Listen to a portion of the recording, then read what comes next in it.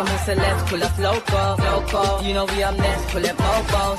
They gon' be there on repeat, they like oh no. Where's the mix it up, let's take a photo now. But for now, I'm local. For now, preserve the beat, I'm more. Yes.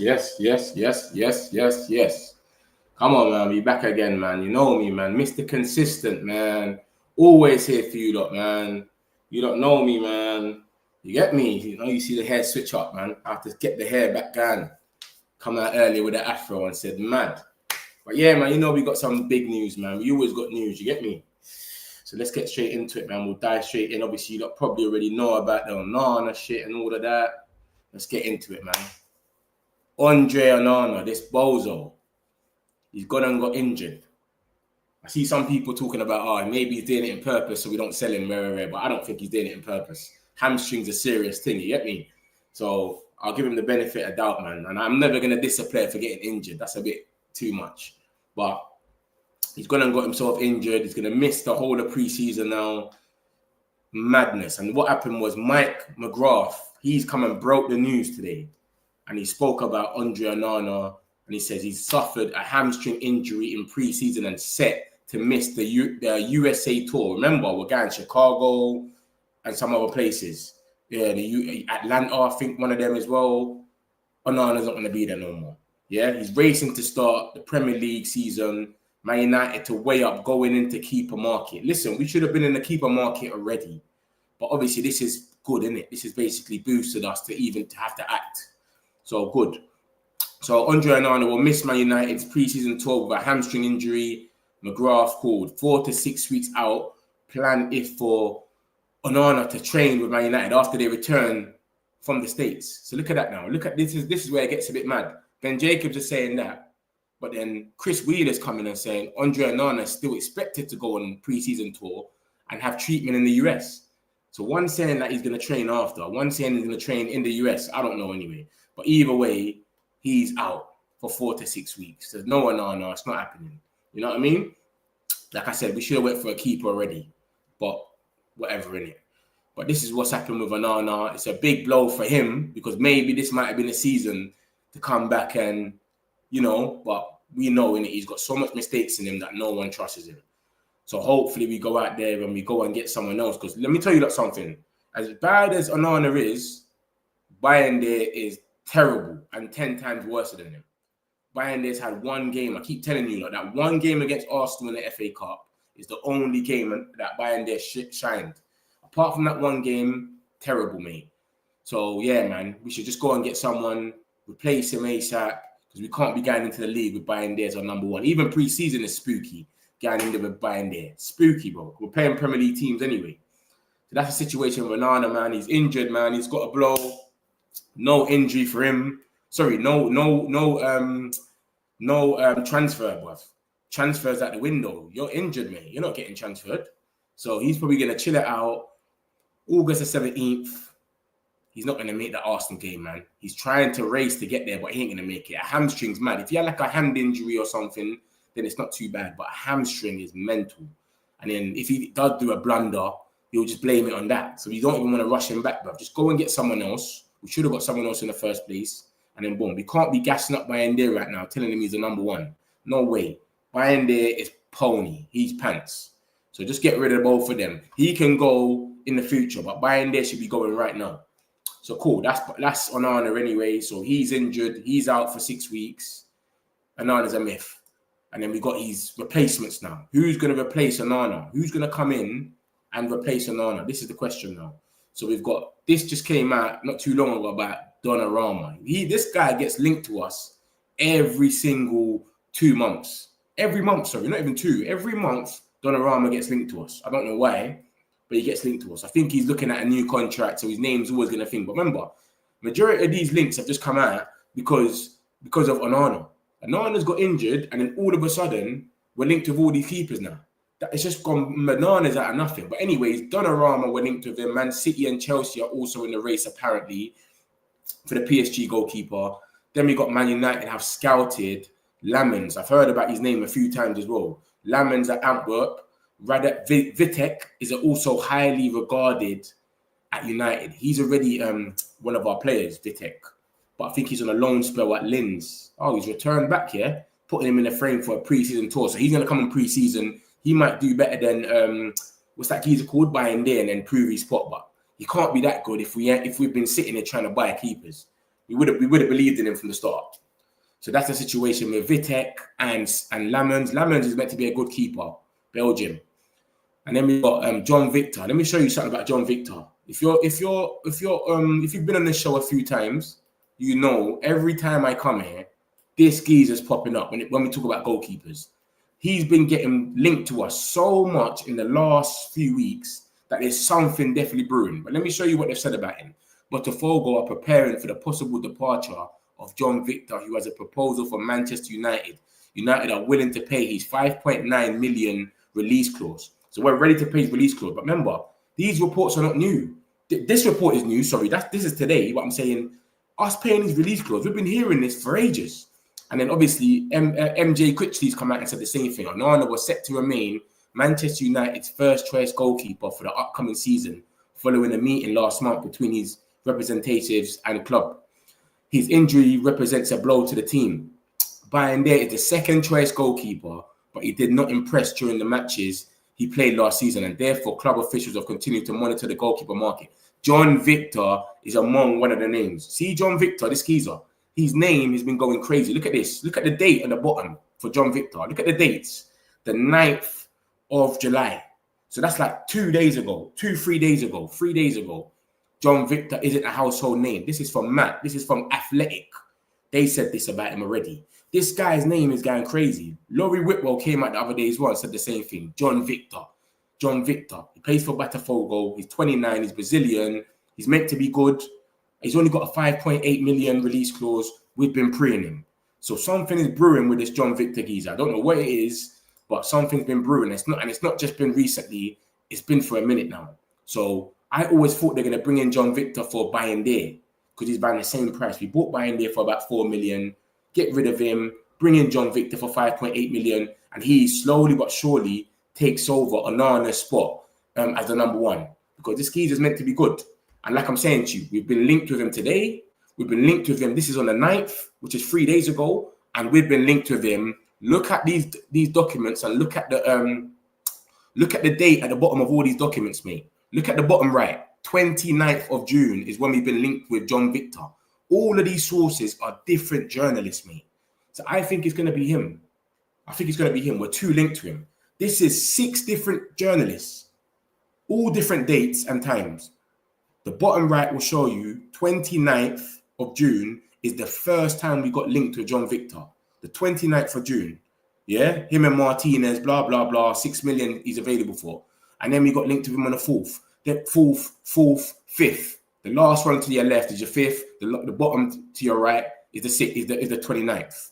So we've been linked with him since the 29th. 6 journalists, most of them in Brazil, have been linking us and saying Man United are talking to his representatives. Man United have scouted him. Man United have made contact. His release clause is this. This is 6 times, 6 different journalists. And then Laurie Whitwell, very reliable for Man United News, said the same thing the other day when he came out and spoke and whatnot. And then Matt Pedrowski, whatever his name is, I can't even pronounce his name. He said the same thing. He's a high upside number 2. And then obviously today, bam, John Victor again. Woo.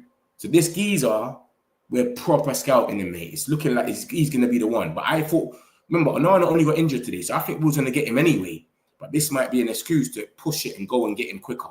So John Victor, he's one of the targets. It's been reported today that Botafogo are already preparing for a replacement. They think he's gone.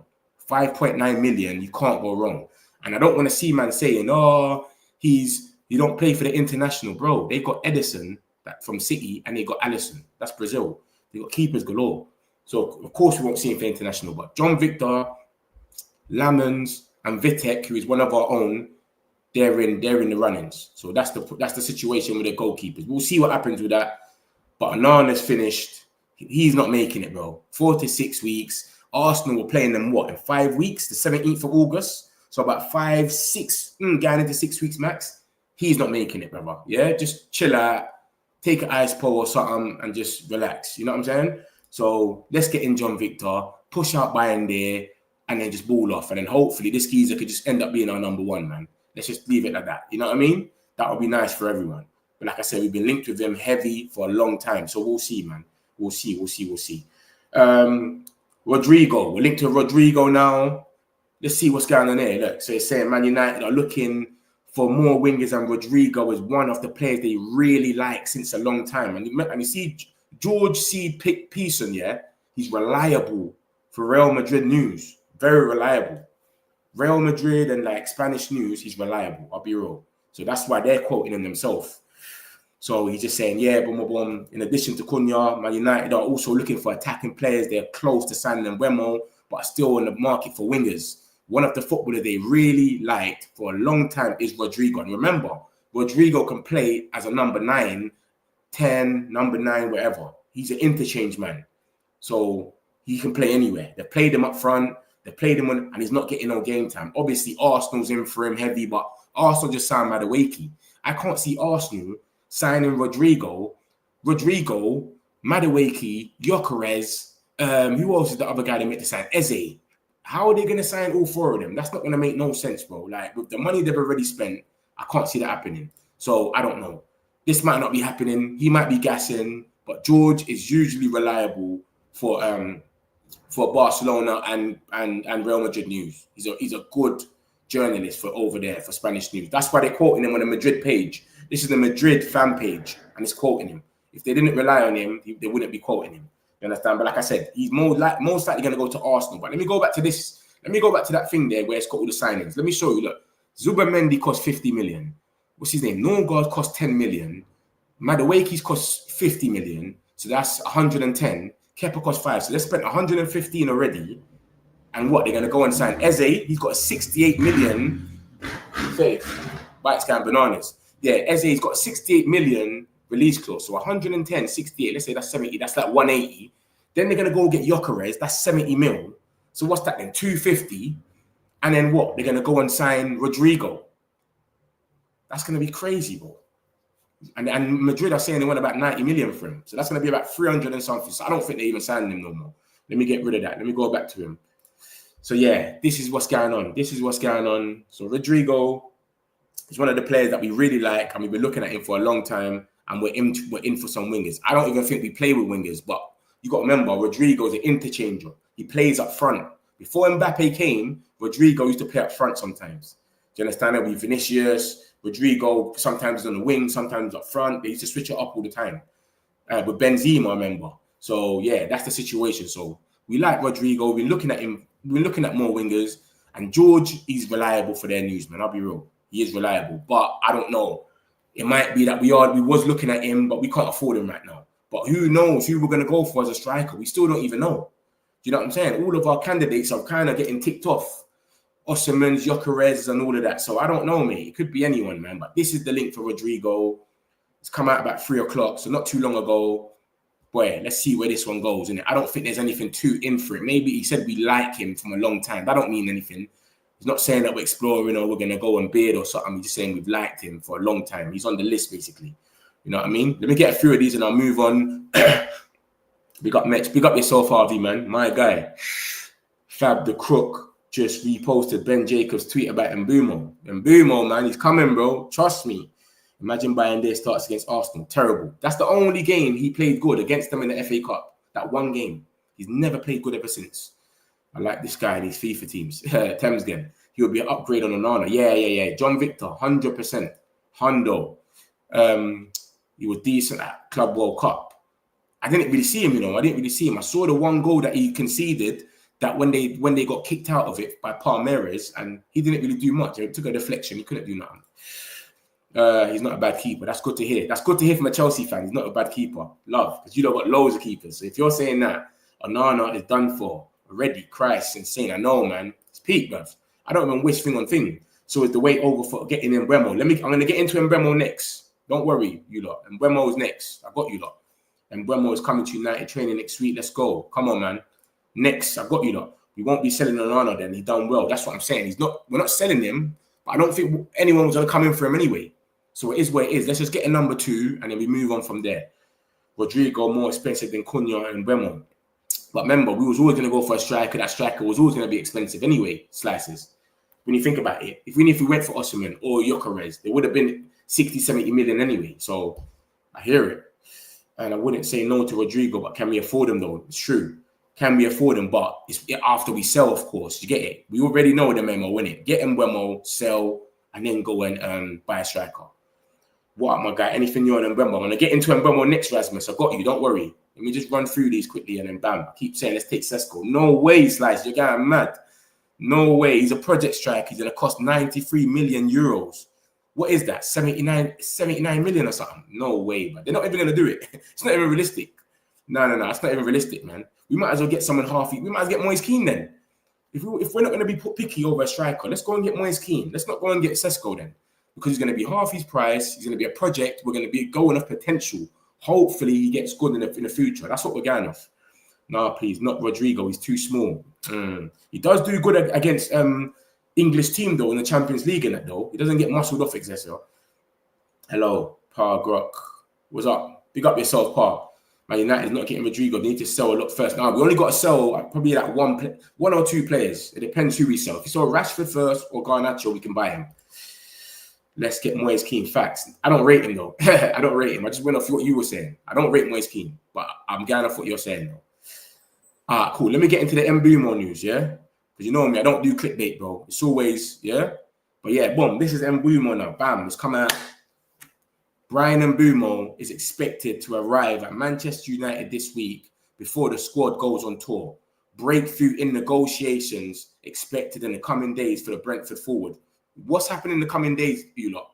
He's coming back from holiday this weekend. He's meant to be going back to training on Monday. We don't know what he said about training, if he said he's not coming back or what. Remember, they gave him a week extra for no reason. So, McGrath, let me show you who McGrath is, by the way. Let me show you who said this, because I'm telling you lot, but you're not even understanding who said this. Listen, the guy that broke that news is the same guy that broke the news that Onana's injured. Look at this. Look at Ben Jacobs. Andre Onana will miss Man United's pre-season tour of America's hamstring, blah, blah, blah. McGrath called. He called it first. He broke the news. This article, in front, the first one, broke the news about Onana being injured. So he's plugged in with Manchester United, where he broke the news.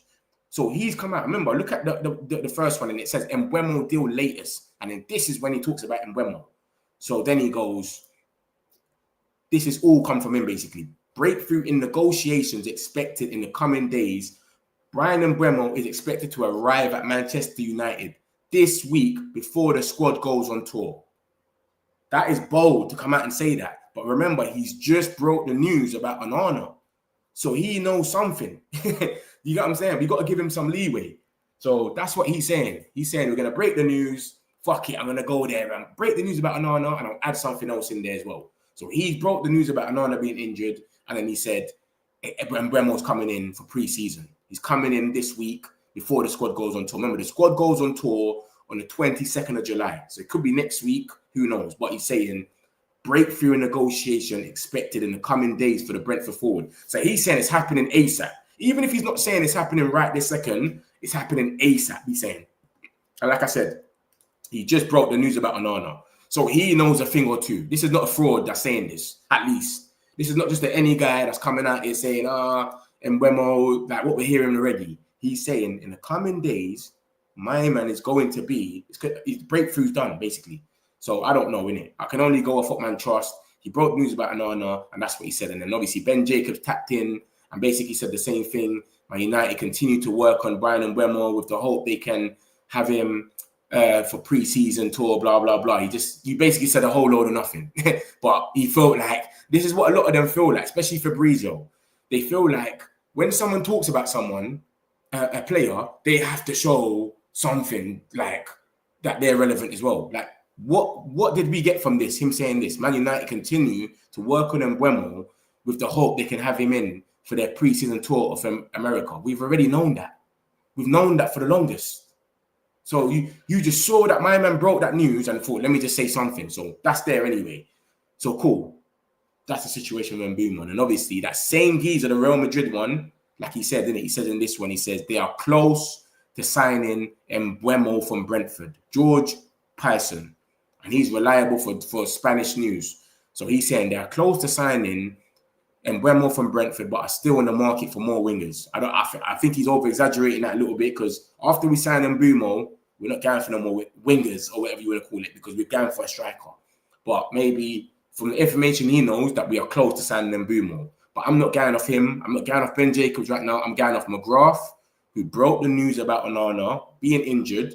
And then he speaks about Mbuemo, and he says, Mbuemo is expected to arrive at Manchester United this week before the squad goes on tour. That's a big thing to say. Breakthrough in negotiation expected in the coming days for the Brentford forward. He's saying it's expected for him to come. I can't see him saying that, and it's not happening. And he broke this whole news about Onana. He come out of nowhere. You understand? And McGrath's always kind of been about, but he works for the Telegraph. He puts out little stories there and there. But this is like one of these big ones where he's broke the news. So he's broke the news today out of nothing, and then everyone's tapping in and saying, after McGrath, yeah, Onana is injured. Go on Twitter and look around. Everyone's going to tell you that he's injured. So that's the situation with Mbuemo. We'll see what happens. Hopefully it speeds up this week. It seems like something's happening. Maybe he means next week. You know what I'm saying? Because it's the weekend. So when he's saying this week, he's meaning like this week coming. Who knows? It might not be Saturday and Sunday, innit?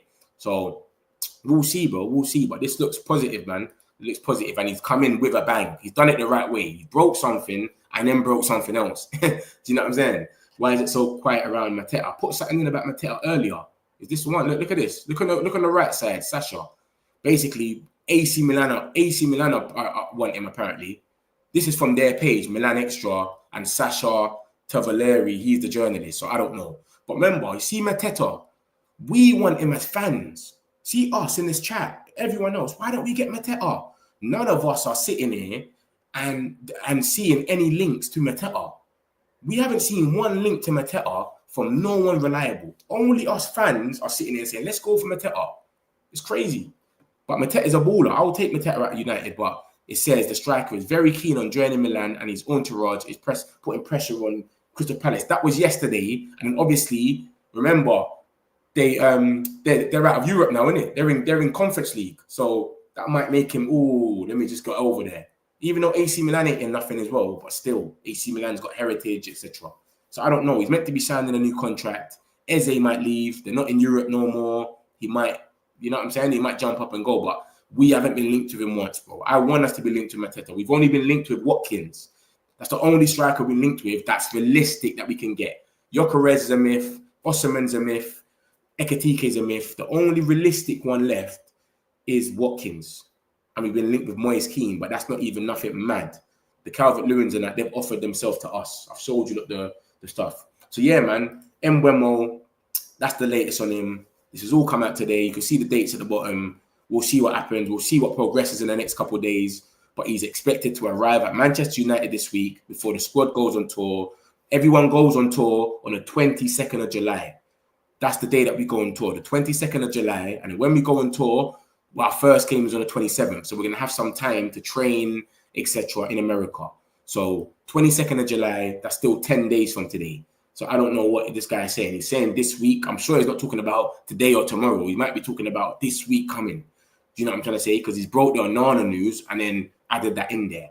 So yeah, we'll see what happens, man. We'll see what happens. This is obviously, it's good news, isn't it? Anything that with Mbuemo, it's always been repetitive. They're advancing. It's the same stuff, blah, blah, blah. So to finally see someone come out and say something different about it, do you understand? It's not here we go. It's not, we're very, very close. Like, it's obviously everyone keeps saying it's still advanced. Look at Ben Jacobs saying it's still advanced. But he's saying, bro, it's going to happen this week. Expected to arrive at Manchester United this week before the squad goes on tour. So it's going to heat up, basically. So from Monday onwards, it should heat up. Because like I said, 10 days, we'll see. Do you know what I'm saying? Let me get a few of these and I'll get into the next one. Well, best be done tomorrow. I don't think when he's saying this week, I don't think he's saying tomorrow. I think he's saying this week, as in working days. Do you get it? I don't think he's saying tomorrow. Because we still got 10 days until pre-season. Pre-season's on the 22nd of July. So I think when he's saying this week, like, because They don't all work on the weekends. Do you know what I mean? So I think he's saying this week, as in from Monday onwards, you're going to see it start getting mad. Need him for Leeds ASAP. Leeds on the 19th. I don't even think he'll make it for that. If we don't press on this week coming, that's what I'm saying. This week, we press on it, then we should. We should start seeing things from Monday, Tuesday, really. So start hearing some things, really and truly. Rodrygo's 100 million M's. Yeah, that's not happening. That's not happening. Just get Marcus Thuram. Marcus Thuram's good, man, but how much is he going to be? Man United tax and all these things. He's even going to want to leave Inter to come to Man United. Bro, why don't we walk away from this Mbuemo saga and focus on other targets? Tell me who we should go for, Hus. What target should we focus on then? Tell me. Because all the strikers that we were linked with have more or less rejected us, or they want a bigger wage or whatever. So you tell me who we should walk away from and go and get. Tell me. Let me know, Hus. Oh, Hus. Sorry, bro, if I'm getting your name wrong. I could say I expected United to win the league. Ain't going to happen. Nah, Neil, you gone mad with that one. I used to think like that every year. Ronaldo's come in. We're going to win it again. The next year after that, Højlund, Anthony, we're going to win it. I'm done with that now. Now it's just like, it's realistic. There's no point.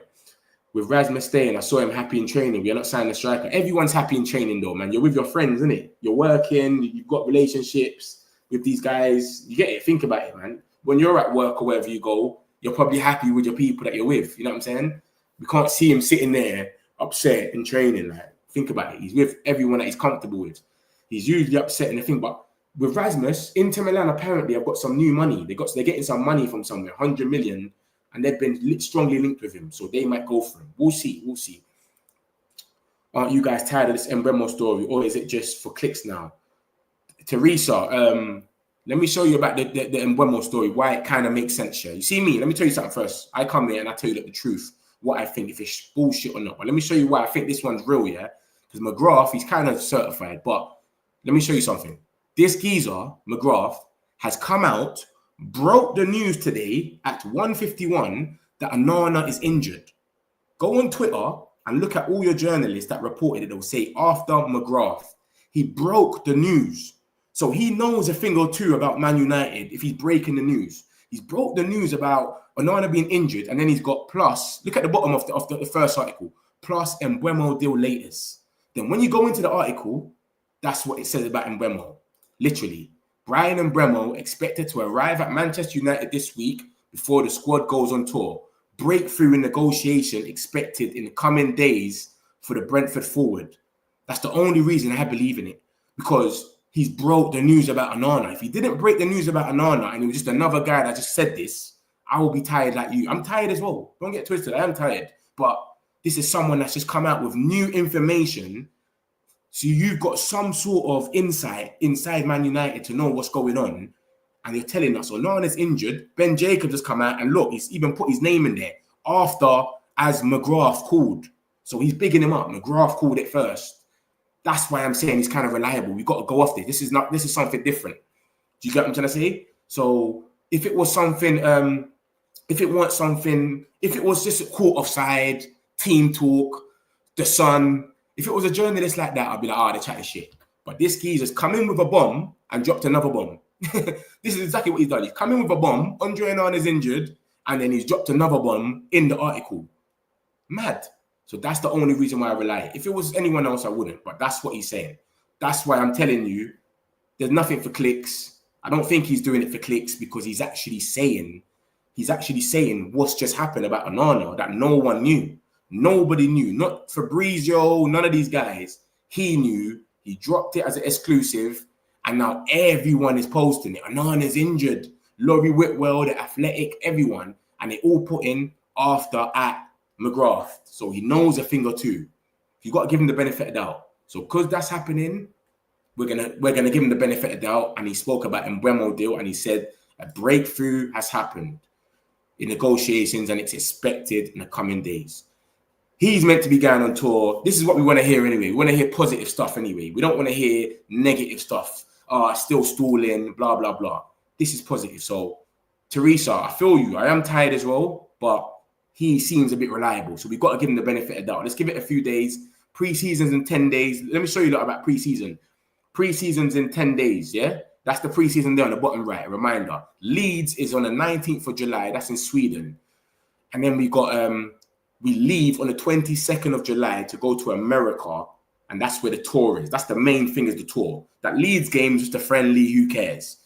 But the tour, West Ham, Bournemouth, Everton. So we go on the 22nd, we get on the plane, get there for like 23rd, whatever, train for 1-2 days, and then we play West Ham, Bournemouth, Everton, and Fiorentina's back at Old Trafford. We unveil our first kit to the fans. The first time they're going to wear the first kit to the fans at Old Trafford is going to be Fiorentina. A week after that, you go to Arsenal. Arsenal come to Old Trafford. So that's the situation. So we'll see. We've got 10 days till preseason. We got about 8 days in it until Leeds, you might as well say, or whatever it is, the 19th. So, but going on actual tour, getting on a plane, that's in 10 days. So that's the situation. But I'm with you, Teresa, man. Big up yourself as well, man. Hi from NG. Big up yourself, Dennis, man. Where's NG? Nigeria. Edison or Belieber for central midfield. Belieber, man, he's doing it in the Premier already. He's younger as well. Edison's about, 26? And he has to calm, adapt, and all of that stuff. Belieber, man. Belieber's the guy, man. But he's going to be too expensive, Max. I think day after he comes back. I don't know when he's back from holiday. He's back from holiday this weekend, apparently. He's in America now, Mbuemo, and he's back from holiday this weekend. It might be today, it might be tomorrow. Who knows? Isaac is going to Liverpool and Ekatike to Newcastle, according to my sources. Who's your sources? I don't think they got to sell Darwin Núñez. They got to sell Darwin Núñez to get Isaac, and Darwin Núñez to Napoli's done. Apparently, it's off. So I don't know if they're gonna have a striker. So we ain't gonna waste all this time for nothing. Come on, we can't walk away now. Exactly, AP. Who said walk away again? Someone said walk away. Who said walk away again? And I asked them. Yeah, it was you, Huss, innit? I said, Huss, who should we go for, bro? Tell me. Tell me who you think we should go for, bro. We can't walk away now, man. My man stats is too brazy. Yeah, United win Prem next season. You're tapped. What team do you support? Because you got to be trolling, man. You got to be trolling. You got to be trolling. The Mbuemo news is just to calm the pressure down. They are still very far from valuation. But let me tell you something, Israel. It's been getting said in the last couple of days that it's close. From Ben Jacobs. I can play you a video if you don't want to see a video. Ben Jacobs said it himself. It's close, blah, blah, blah. Laurie Whitwell said it himself. So you lot tell me, man. You lot tell me what you lot think. But I'm telling you, what I'm saying is it can't be a smoke screen if this guy has broke the news about Onana, which is now, and then he's come and spoke about Mbeumo, and he said something mad, you know. This is not just like, yeah, they're advancing or they're still in talks. He's saying Mbuemo is expected to arrive at Manchester United this week before the squad goes on tour. Breakthrough in negotiation expected in coming days. Breakthrough is not just a normal word that journalists use, no. They've got a breakthrough. They don't just throw that around. Fabrizio doesn't just throw that around. Yeah, there's a breakthrough. No, bro, he's saying in the coming days it's going to happen. And he's saying this after he's broke the news about Onana being injured. He broke the news. So you got to give him the benefit of doubt, man. Trust me, man. You don't know me, man. I come here every day. If a source is a bit funny, I'll tell you, like, this source is funny. Tishamani, what's his name? Tishamani, the Real Madrid guy yesterday, the Sun, saying we paid 78 million bid. I told you, look, that's bullshit. This geezer, he knows a thing or two, trust me. But we'll see. We'll see, innit? We'll see. None of us is in the room, innit, to know. But Mbuemo deal, and then he's brought the news. So we'll see what happens, man. 55 million release clause. Marcus Thuram. Yeah, maybe. But, bro, remember, we're not even in nothing, bro. He's an Inter. They just won the league. Didn't they win the league? No, they didn't even win the league. It was fucking Napoli that won the league. But he ain't going to leave Inter to come to United. I don't know if he'll do that. Are you live tonight? I don't know. If something big comes out, Joe, I'll come back on tonight. Weekends, I'll try and make it like twice a day. On a weekday, 3 times a day, every time. But if something big happens in the next couple of hours, I'll probably come back on. I'm not going out tonight. I don't know, but Cunha getting me excited. You think we're going to win the league just with Cunha? He's mad. And if you are, I'll catch you later. Joe, big up yourself, man. Have a great day, man. Thanks for the updates, bro. Streaming live from Uganda. I hate it. Seeing people linking us to Savage. The guy is a joke, bro. Clown to Onana. And those Rodrygo links, it's all shit, bro. George is kind of reliable for Real Madrid, though. George, you see this guy, George, he's reliable for Real Madrid. And he's not, you got to remember what he's saying there, you know. He's not saying nothing crazy. He's not sitting there and saying, we're going to sign Real Madrid, we're putting in bids or... No, he's saying, we like Rodrygo. we're in for wingers and we like Rodrygo. We've liked him for a long time. I'll read it out. This is basically all of it summarized. Man United are looking for more wingers, and Rodrygo is one of the players they really like since a long time. I can just see I really like Sabrina Carpenter or something. Like, what does that mean? Am I gonna go for her? Am I gonna go? Like, it doesn't mean anything, innit? So that's what I'm saying. It's not nothing big, like, but obviously it's gonna be everywhere and it's gonna look like it's something big, but it's not. When you actually look at what's really being said, we really liked him for a long time. Wow, that could be true. It might be right what he's saying, but it doesn't mean anything. Will you be at the Man United Arsenal game, hoping for a good game? Oh, we'll be at the Man United hoping game. You'll be there, yeah. Dope, man. I'm gonna be there as well. Matchday Vlogs. I told you, like, I keep telling you, lot. Matchday Vlogs are back on the 17th of August. So if you lot don't know, go to my old videos. You're gonna see I got bare Matchday Vlogs. Yeah. So you lot don't think this is it. This is it. It just transfers. Matchday Vlogs, match previews, match reviews, the lot. So make sure you subscribe, like, subscribe. Man. You lot are not hitting up the like button as well, man. Hit the like button up, subscribe. Make sure you're here, man. For Mbuemo deal, we're still far from reach, bro. Many of us gave up on this one, bro. Only the board knows when the deal will be completed or not. Bruv, listen, I'm with you, lot. I don't even barely talk about Mbuemo no more because it's the same stuff. We're advancing, blah, blah, blah. But listen to this. The Skeezer cannot come out and break the news about something that is true because everyone's reporting it now. And then put Mbuemo in there and we just leave it and say, maybe it's bullshit as well. You know what I mean? Let's give up. He's literally just broke the news and told us Onana's injured.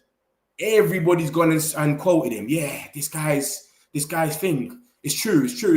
And we're just going to sit there and go, you know what? He spoke about Mbuemo, but nah, let's not even talk about Mbuemo no more. You know what I'm saying? We have to. He's just done something crazy, brother. He's just broke the news about Mbuemo, about Onana, and then he spoke about Mbuemo and said that something's going to happen in the next couple of days. So he must know something. Not saying that, let's leave here and all be happy. Yeah, Mbuemo's going to happen. We don't know, innit? He just said breakthrough in the negotiations expected in a few coming days and that he's expected to come on tour with us, basically. And that's always been the plan. It's always been the plan that he's going to come on tour with us. That's really nothing new. We want him to come on tour. Ruben Amorim wants him there. That's always been the plan. But he's just come out and saying breakthrough in negotiations expected in the coming days. And he's just broke a news. So that's why I say it's a bit different. If this was a guy that just came out of nowhere, if he just come out and said this article by itself, then I'll be like, yeah, this is bull. Like, who cares? This is nothing. We know about this, whatever. But just the fact that he just broke the news about Onana, that makes it more credible. Like, this guy came with a bomb and then dropped another bomb. Mad. That's the only reason. Thanks, bro. I hope we sign a new goalie before the end of the window. Yes, but I showed you that about goalies already. This is who we're really onto, this John Victor guy. Obviously, Lamons as well got spoke about. See, as soon as Onana got injured, if you look at the time difference here, Onana got injured. Look, let me show you the time. Look, 151, McGrath dropped it. He's injured, yeah? Look how much goalkeepers were linked with after that. Look at that. Look at the times on them. 2 o'clock, 3 o'clock. Goalies galore. But John Victor, we've been linked with him heavy. We've really been linked to John Victor for ages before Onana got injured. So I think he was going to be a buy-in-there replacement. So hopefully we end up getting him through the line. He's only 5.8 million, 5.9, whatever. We get him through the line and then he can end up being the number one. Because buy-in-there is terrible. Don't forget about the big man, Diego Leon. He might not even play, but we're gassing him up. We don't even know if he's going to play. Do you know what I'm saying? He might not even play. This is what we're saying. Like, they got Dorgu on that left. He can play up. You know Amrin, like, you don't know what he's going to do. He might say, we'll give him time. Who knows?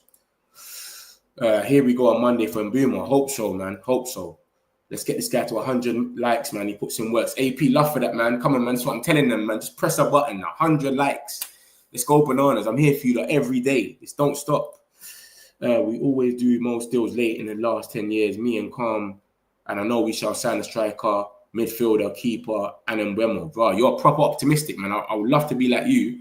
You understand? I hope we sign all of that. But all these guys, the freedom fighters, don't want to leave at the moment, mate. Out having a Guinness. Big up, mate. Big up yourself, Martin, man. Enjoy the Guinness, man. Is Mbuemo on the way? I've showed you. You've seen it, innit? Yeah, you see what I said about Mbuemo, right? We'd have to go back. Like and subscribe. Yeah, like and subscribe, man. United love, man. I appreciate you. Every day she comes in, you know, or he comes in and says, like and subscribe. You understand? Make sure, man. Big up yourself, Man United, man.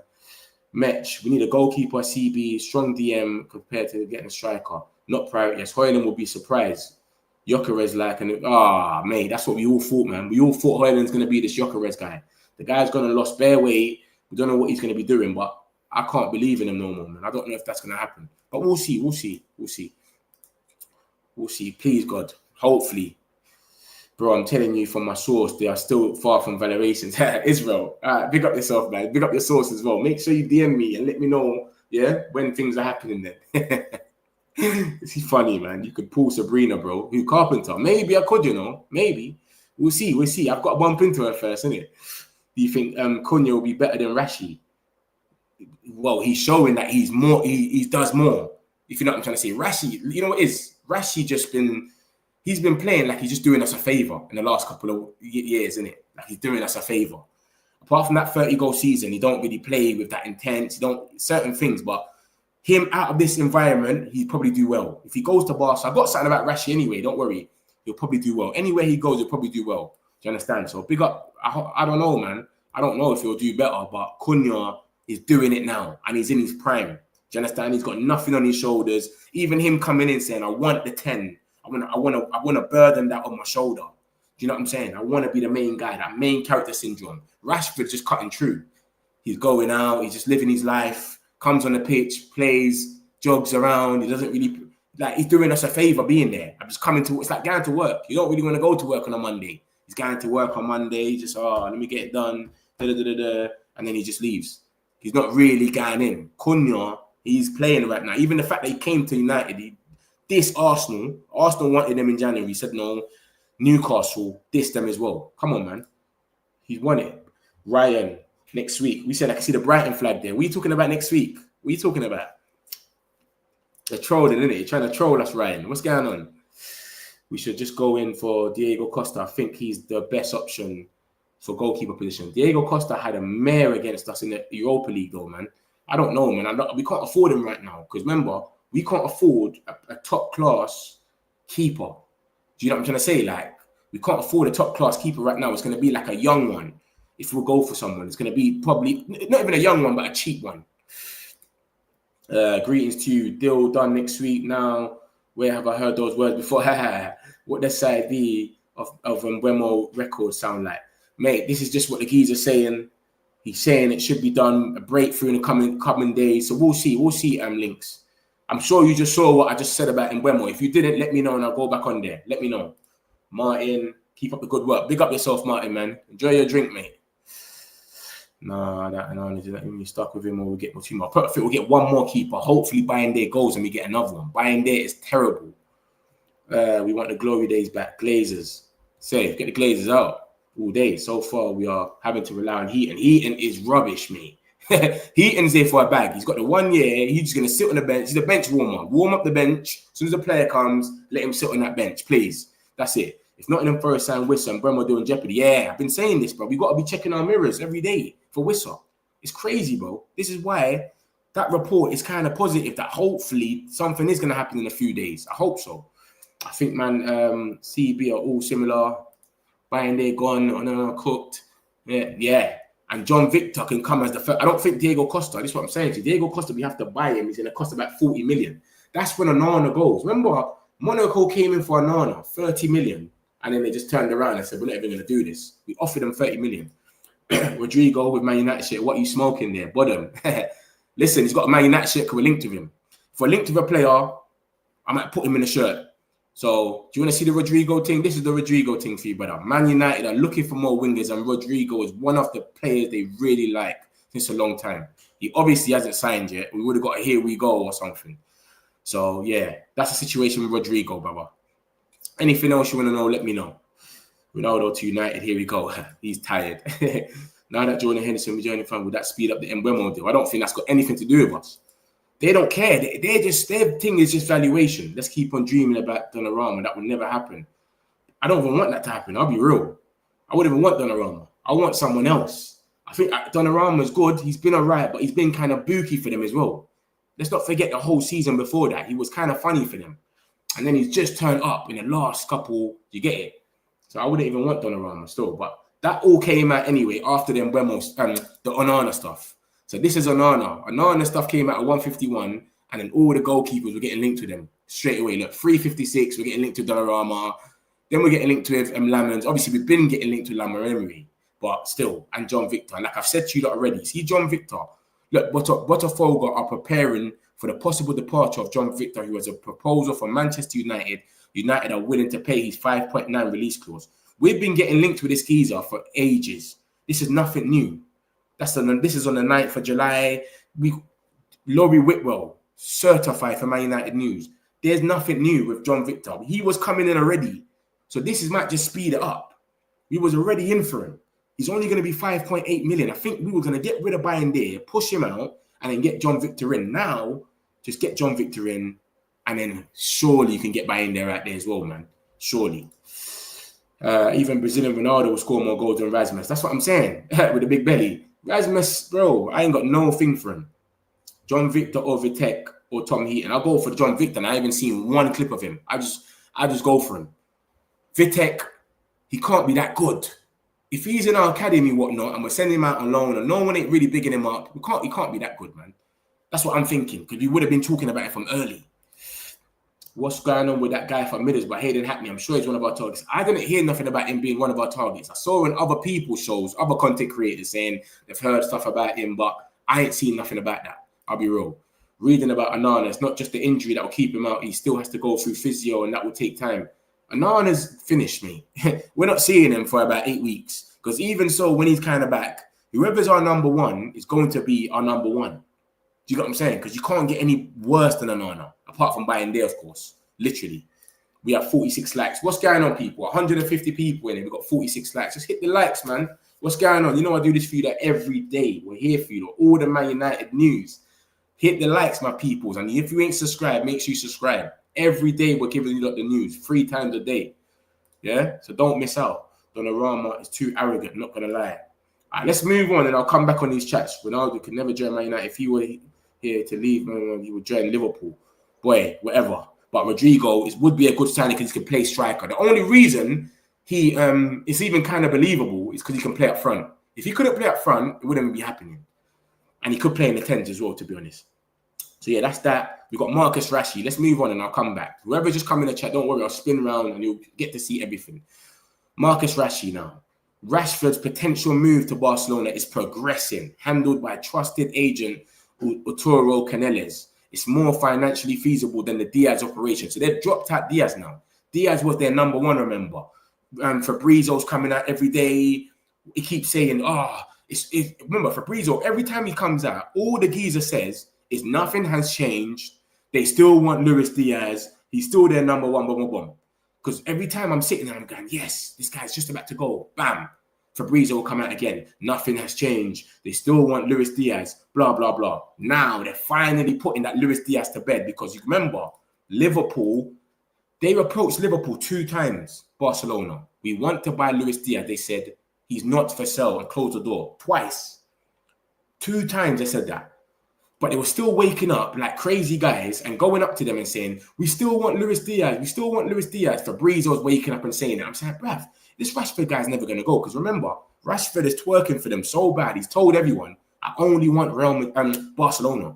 He's liking pictures on Instagram. He's following the whole Barca page now. He's following Lamine Yamal. He's following all of them. So it's crazy. He's only going to go Barca. And this is what I keep saying about our players. When people are getting onto the board, we need to do it. I'm saying, bro, these guys don't want to go and they all got egos. Rashford's saying he only wants to go Barca. Sancho don't want to take a pay cut. Garnacho saying I only want to stay in the Premier League. Anthony saying I only want Real Betis. I love it there. Bruv, what? It's mad. They're not even sitting there and saying, you know what, let me just move and get the move so that I can, World Cup next year, start doing things. They're all entitled, brother. It's crazy. But yeah, this first one anyway is positive. Like I said, George C., the same guy that was talking about Rodrygo. Let me show you lot so you don't understand who this geezer is. He was the same geezer that spoke about Rodrygo. George C. is reliable for Spanish news. He spoke about Rashford and he said the potential move to Barcelona is progressing. Handled by trusted agent Arturo Canelles, it's more financially feasible than Diaz. And this is today. Look at the date at the bottom. It's today's news. Look at this. This is what Fabrizio has been saying about Diaz. This is the last of what Fabrizio said. So Fabrizio hasn't come out and said anything about Rashford yet. But the last about the Barcelona stuff, it's always been Barcelona's plans have not changed. Barcelona's plans have not changed. The intention is to try and make a new approach for Luis Diaz soon. Diaz is keen on the move, but then he lets us know what I've just told you, lot. He's the main target for Barca as a winger, while Barca are aware of difficult negotiations negotiations ahead, club to club, after 2 approaches already rejected. They went up to them twice already and they got rejected.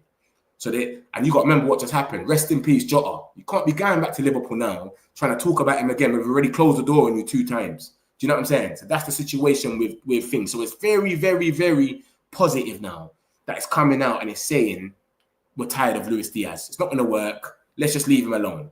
Rashford's 40 million. Diaz is 75. Rashford's willing to take a pay cut. Diaz is going to want more money. Rashford's for sale right now. Man United are pushing him out. Liverpool don't want you to... Liverpool are saying he's not for sale. Everything is in your corner right now to sign Rashford.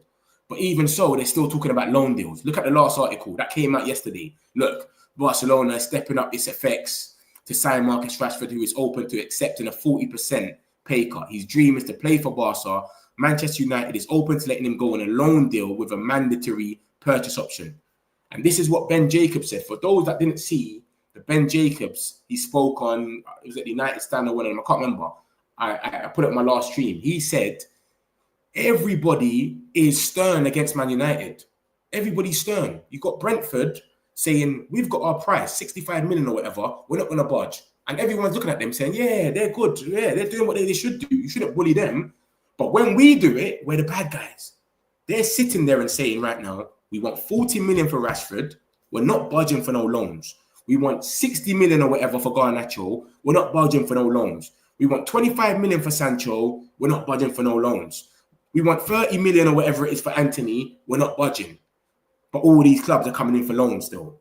And everyone's just saying, get rid of them, let them go. This is what they're saying. That's what Ben Jacobs said yesterday, saying they're doing what every club is doing. But because it's Man United now, everyone's saying, making a fuss out of it. But they're not budging. So they're saying, give us the 40 million.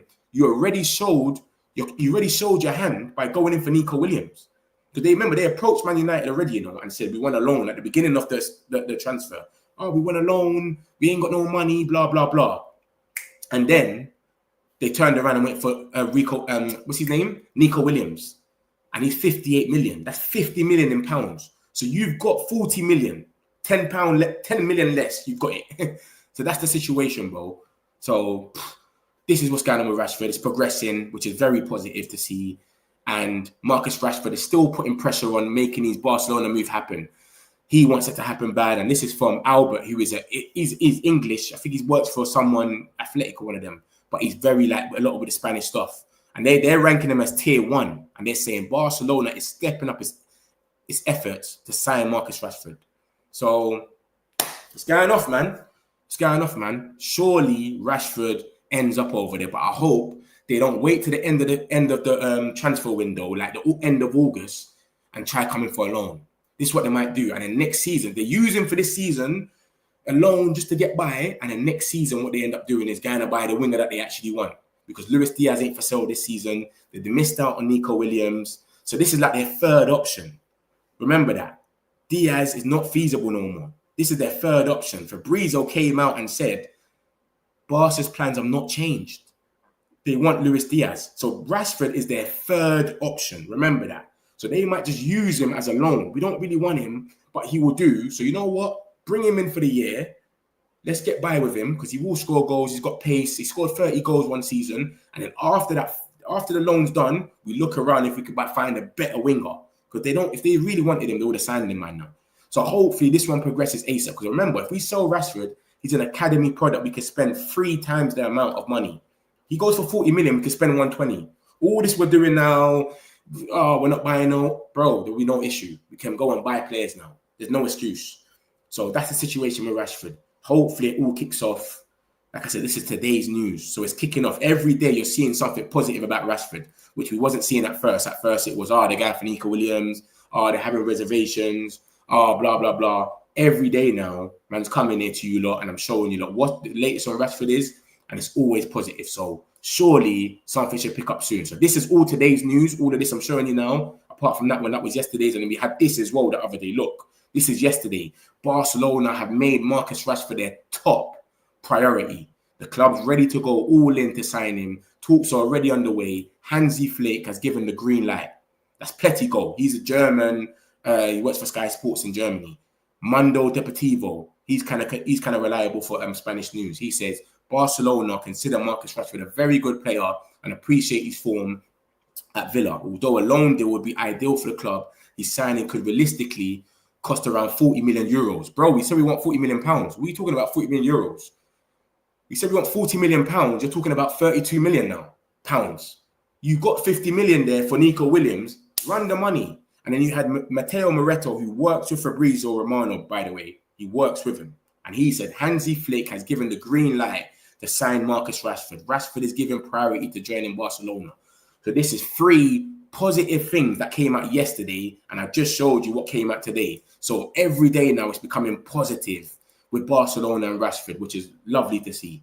You know what I mean? Because, bro, there was a time where it's just Luis Diaz. As I just showed you that about, what's that guy, Fabrizio said, it was very funny. Do you know what I'm saying? So now to finally see this, it's good. So yeah, that's the situation with that. Let's get into the next one. Let me take a few of these and then we'll get into the next one. Don't worry, I got you lot. But yeah, man, that's looking very promising though, man. Very promising.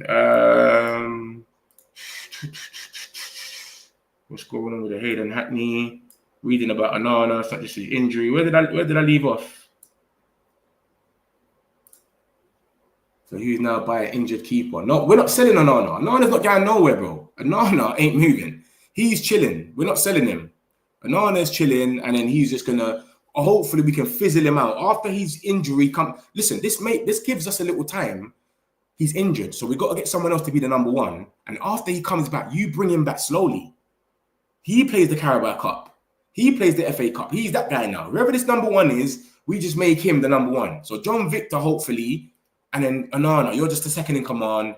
Yeah, you got to come back, physio, relax, brother. Yeah, take your time. So hopefully that's what happens. What Q? Who's Q, Arnold? What are you talking about? What are your thoughts on JJ Gabriel? He's a baller, but he's young. He's 14. We got to give him time. He's 14. They gave him a debut with the under 18s. On his debut, he scored 2 goals and an assist. So he's a good player. In 2 minutes, by the way. He got 2 goals in 2 minutes. But he's 14. So we got to be easy on these guys. You understand? Don't want to put too much pressure on them. That's what our fan base does. We gas up any little kid in the academy. We make them so, you get me? It's too mad. The Donna Kebab guy, badly injured. Oh, yeah, Donnarumma. Man's calling him Donna Kebab. Milton, you're tapped. Yeah. He done Musiala, but Musiala came out and said it's all part of the game. It's cool. Remember, someone done Donnarumma as well. Someone put a boot in Donnarumma's face. Have you not seen the scar on his face? I can't remember who done it. Someone put a boot in his face. Buying there is trash. I was at the Arsenal game in the FA Cup. That's the only game he's played that's good. I was there. I watched the game. And I'm like, this guy's all right. He's been trash ever since. And a report already came out about that. Was it today? Was it today that the report came out? Is it this one? Which one is it? Look at the last report. Look at the last report on this page. The last article on this page. Onana was set to remain Man United's first choice keeper for the upcoming season, following a meeting last month between his representatives and the club. His injury represents a blow to the team. Bayende is the second choice goalkeeper, but he did not impress during the matches he played last season, and therefore club officials have continued to monitor the goalkeeper market. John Victor is among the list of potential targets. John Victor, we've been getting linked with him since the 29th of June. Every day for like the 29th of June to replace Bayende. We bought Bayende for about 3-4 million. John Victor's going to cost about 5.8. It makes sense, but I don't think anyone even wants Bayende. This is what I'm saying. So we're already thinking about replacing Bayende already. Now it's just like, okay, speed it up. That's why I think we're going to go for John Victor. He's got a 5.9 release clause. Botafogo keeper. He's 29. You get it? Remember, keeper's got a long age span, innit? But 5.9 can't really go wrong. So yeah, bring him in now, and then get rid of Bayende slowly. Get rid of Onana slowly. That's what it needs to be. But we ain't been rating him, as you can see. We're not rating him. He had one good game in that Europa. That Aston Villa, that last game, that was a goal, mate. Yeah, him doing all that mistake, trying to pick it, that was a goal. He's trash. Forget about him. Forget Rodrigo. It's expensive. You can't afford him. What team do you support, Adnan? What team do you support, bro? Are you still positive about this season? Mate, I don't know how to feel, man. Preseason might change that for me. But you see me, I'm waiting for the transfer window to slam shut. By that time, we've played 3 games and we kind of know what we're coming with. Do you get it? We've seen what we're doing. We've played Arsenal. We've played Fulham away. I can't remember who else is after that. But we kind of know, all right, this is what's going on. But I can't say nothing, man. We've got the same team right now. Bar Garnacho and just up Cunha. So Cunha's come in, Garnacho's left. And we've got the exact same team. Literally. So it's like, we finished 15th for this team. The only benefits is Amron's finally got a pre-season with them. They've all come back a bit lean. I don't know what that's going to do. If that's going to make them more faster, pacier, I don't know. We're going to see. And obviously, we've got Cunha in and the transfer window is still open. That's the only benefits. So we'll see what happens. And Mbuemo definitely next week, they will be done. Hopefully. That's what's being reported. I just report it. Hopefully. I like this channel, bro. I like the energy. Wayne, big up yourself, man. Come on, man. Every day we do this, man. This is nothing. This is normal, man. Wait till we get some proper good news. But the energy is going to be skyrocketing. The youngsters from Man City and Fulham. Oh, yeah. I spoke about that yesterday, man. That came out yesterday. I spoke about it already. Laurie Whitwell. Laurie Whitwell came out and spoke about it as well. Yeah. Well, and you know what we're doing right now? We're getting these little gems in that are under 18s, or we're getting prime players now. It's one or the other. You ain't seeing us going for 30-year-olds. So we're getting linked with Calvert-Lewin and Callum Wilsons and Vardy's. It's just a joke, mate. You just got to laugh. It's not even... They're offering themselves to us. Come on, guys. It's free to hit the like button and let's boost it for Metch. Come on, man. 1, 2, 3. Love for that links, man. Appreciate it. Hit up the likes, my peoples. You know the algorithm goes mad. The channel gets bigger. We get bigger. We all scroll. You know this thing. Subscribe if you ain't subscribed. This is normal stuff. If we go in to sign a keeper and Mbuemo is unlikely, nah, man. We just made 13 million, Madison, from sleeping, bro.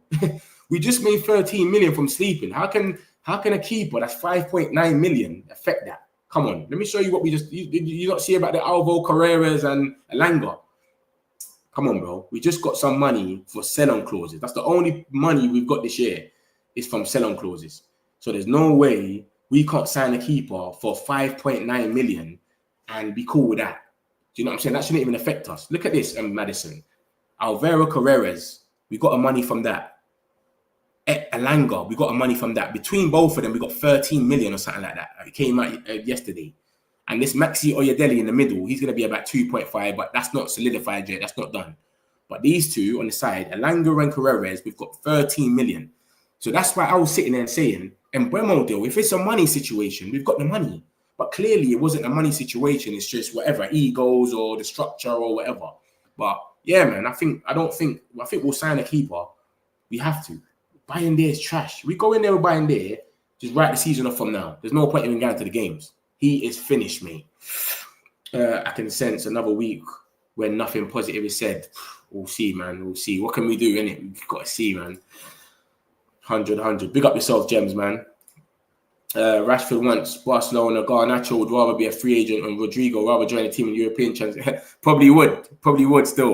You're probably right.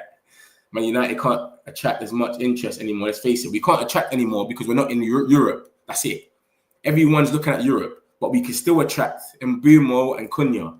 So you're meant to be transfer bars. What team do you support? Like, state your team, brother, please. We're still attracting players, bro, but it's just the Europe thing is just an obstacle where Gyökeres is saying, nah, rather Arsenal.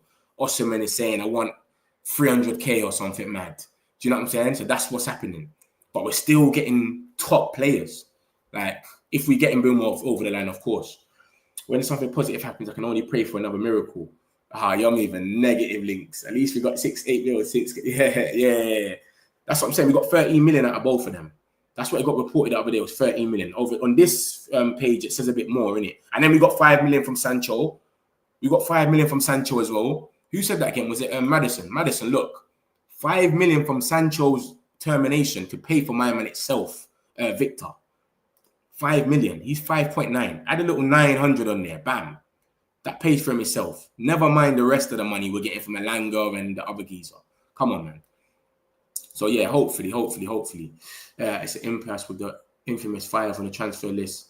though I think at least 2 or 3, maybe indeed, due to next year's World Cup. Yeah, man. That freedom fighter list is crazy, bro. They've all entitled.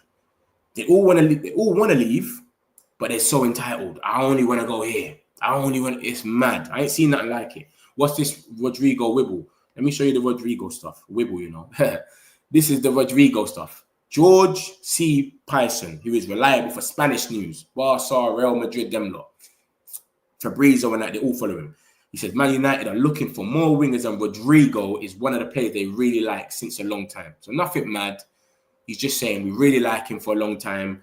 Our striker market is going down and down and down when you think about it. Everyone is leaving the list. You got Osimhen, that's gone. Gyökeres, Ekitike, they're all off the list. So you wouldn't be surprised if they try someone new. I can't see Rodrygo leaving and coming to United. No way. But this is what's being said. Do you get what I'm saying? Hey, what's up? My bro, was all you. Pick up yourself, Aswin, man. Chill out, bro. We are all frustrated. Trust me. Right now, the big teams are signing players like there's no tomorrow, but we can't do anything. Yeah, I put the thing. You see when I put the list up of all the teams and how much players we've signed. Did you not see that? It's crazy, bro. It's crazy. Let me get into some more and I'll go back to these comments. Don't worry. Let me get in some more. I'm going to take 2 more of these comments and I'll get into the rest. It's down to Rashford himself to cut down his wages for the deal he's looking for Barcelona. Yeah, he already said he's going to take a wage cut as well. He said he's going to take a wage cut. So hopefully it happens. Cunha, Mbeumo, Mateta, Edison, and John Victor. I think that could be a reasonable summer transfer window. Yeah, exactly. Exactly what you just said. The last 5 lines, that needs to be reliable. Soon as they get outgoings, then we can start buying people straight away. Cool. Hey, chat, 176 watching. Give me more likes. Mate, this is where it is, man. Smash the likes, people. Harvey, big up yourself. Aswin, big up yourself, man. The people them know, man. We do this every day, man. They're going to get here eventually. You get me? It is what it is. But cool, let's get into some more news anyway. Just showed you that about Rashford. Then we're linked to this Barca Wonderkid, apparently. This geezer is meant to be a Wonderkid. I've never heard of him. But you know La Masia, they just make ballers left, right, and centre. So this is what's coming out today about Marc Casado. Or Casado, it must be Spanish. Ruben Amorim considers Marc Casado the ideal replacement for Ugarte in Man United's midfield. Arsenal and Chelsea also previously inquired about him, but Arsenal have signed Zubimendi and Norgard. And then Court Offside basically said more or less the same thing. Man United are considering Marc Casado was an alternative to Ugarte, Arsenal, and And then GB Sands, that's another source. I think that's an Argentinian source, you know. And he basically said more or less the same thing. They're all basically saying the same thing. He's on United's radar. Amorim considers him as an ideal replacement for Ugarte. He wants to stay, but Barcelona need a major sell. His contract is until 2028 and 100 million euros release clause. That's 85 million. United yet to bid, but interest is strong. Can anyone in the chat tell me about this geezer? Because I've never seen him in my life. I've never seen him, mate. And they get a new geezer every week, like La Messi. When they get injuries, they go in the academy and they get players, and they always turn out to be good. But I've never seen him. I've seen Kabasi and all of that, Pedri's, but I don't know about him. So can someone tell me about this geezer? Because I don't know nothing about him. And I think a report came out the other day that Amorim likes Ugarte. So I don't know how true this is. But, mate, this is what it is. This is what's come out. You don't know me. Man United news, I share it with you lot. You lot tell me what you lot think. I don't know this geezer. I've never heard of him in my life. At this rate, we're going to start this season with hardly any new signings, no player going to out and get beaten by Arsenal. It's a weird one, man. But you got to remember, even last season, Arsenal couldn't beat us at home, though. So we'll see, man. We'll see, man. Like I said, my optimistic is just with the transfer window not closed yet, and we've still got time. Do you know what I'm saying? That's all it is. We've still got a bit of time. Players got to go. I reckon the whole freedom fighters are going to go, but they might just go a bit late. And then we might not be able to replace them by then.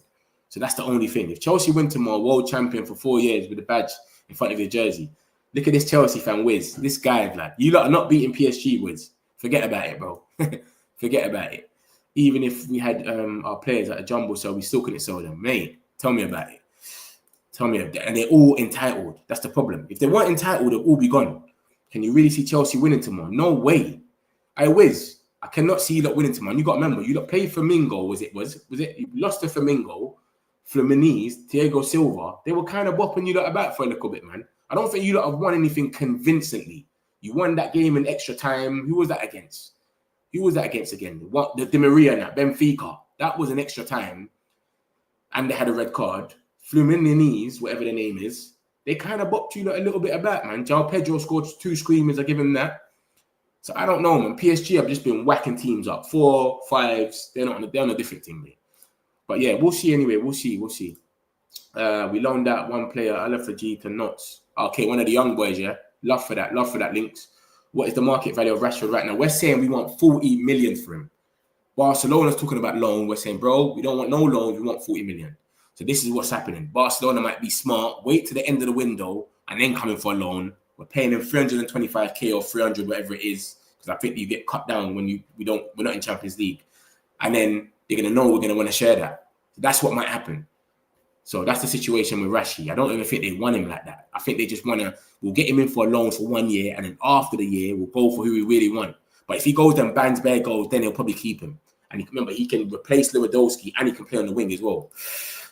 The United manager must realize by now that the team squad, they're 100%. But this is what I think it's just like we ain't got no money. I think we literally ain't got no money. They've gone in optimistic that we're going to sell some players. Because remember what Bruno said in that interview?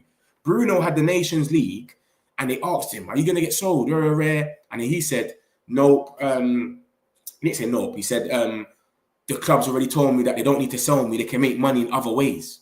Come on. So I think they all thought, don't worry, Bruno, we don't need to sell you. We're going to sell these 5. 40 for Rashi. Let's just say we get 50 for Garnacho or 40, whatever. Sancho 25, Anthony 25, 30. That's a 130 budget. Calm. And everything we're paying is installments anyway. So everything you're going to pay for, you only pay like 15 million this year or 20 million this year. But we can make 5, 6 signings. So that's what I think they thought. But bro, these guys are so entitled that it's fucking up for them. Sancho's had about 3, 4 clubs coming for him. He don't want to drop his wage for none. I think Barca are going to edge us until the end of the transfer window. And if they get him on a loan, unless Bayern does something about this. Bayern have let go of Leroy Sané. He's gone to Galatasaray. Remember that. So they need a winger. Musiala's injured as well. They need a winger. But we'll see what happens, man. They don't seem like they put any concrete interest yet. But they're definitely linked with him. But he wants Barcelona, so he's waiting for them. Rashford will go to Barca. I like Rashford. I won't lie. Take him at Chelsea then, Wiz, man. Take him at Chelsea. And why are you not coming for Garnacho as well, bro? You lot have got the money for Madueke. Come for Garnacho, bro. For now, until we get a new keeper, we have to hang on to Bayern because we can't always rely on Heaton. We can't rely on Bayern there. What are you talking about Heaton? We can't rely on Bayern there. Forget Heaton. I'd rather play Heaton than Bayern there, mate. Frappe to United, safe. I don't care who we sign as a keeper, just someone in soon. Like I said with keepers, you lot, this is the guy I think we're going to get. It's going to be John Victor. We're too linked with him for it not to be true. That's what I think it's going to be. The chat, no, any player with Slowford's attitude finding long-term success at another club. This guy's onto it. You're onto Rashi. Here comes the next week again, laugh out loud. Not long last week, they were saying week done. It's true. Chris, I'm with you.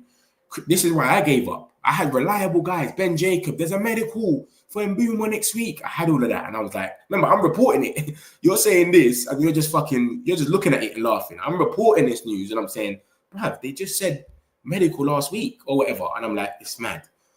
But the only reason, like I said to you lot, the only reason I've got hopes in the Mbuemo stuff is because of how he just dropped a bomb. He's dropped a bomb and then dropped another bomb on the side. That's crazy. You don't really see that happen. Gyökeres will go to Arsenal. I'm sure he'll score lots of goals, more than Sterling. Yeah, 100% more than Sterling. Anyone would, mate. Rasmus Højlund will score more than Sterling. Metch is my favorite YouTuber. Keep up the great work, bro. Harvey, love, man. Appreciate you, man. Come on, bro, man.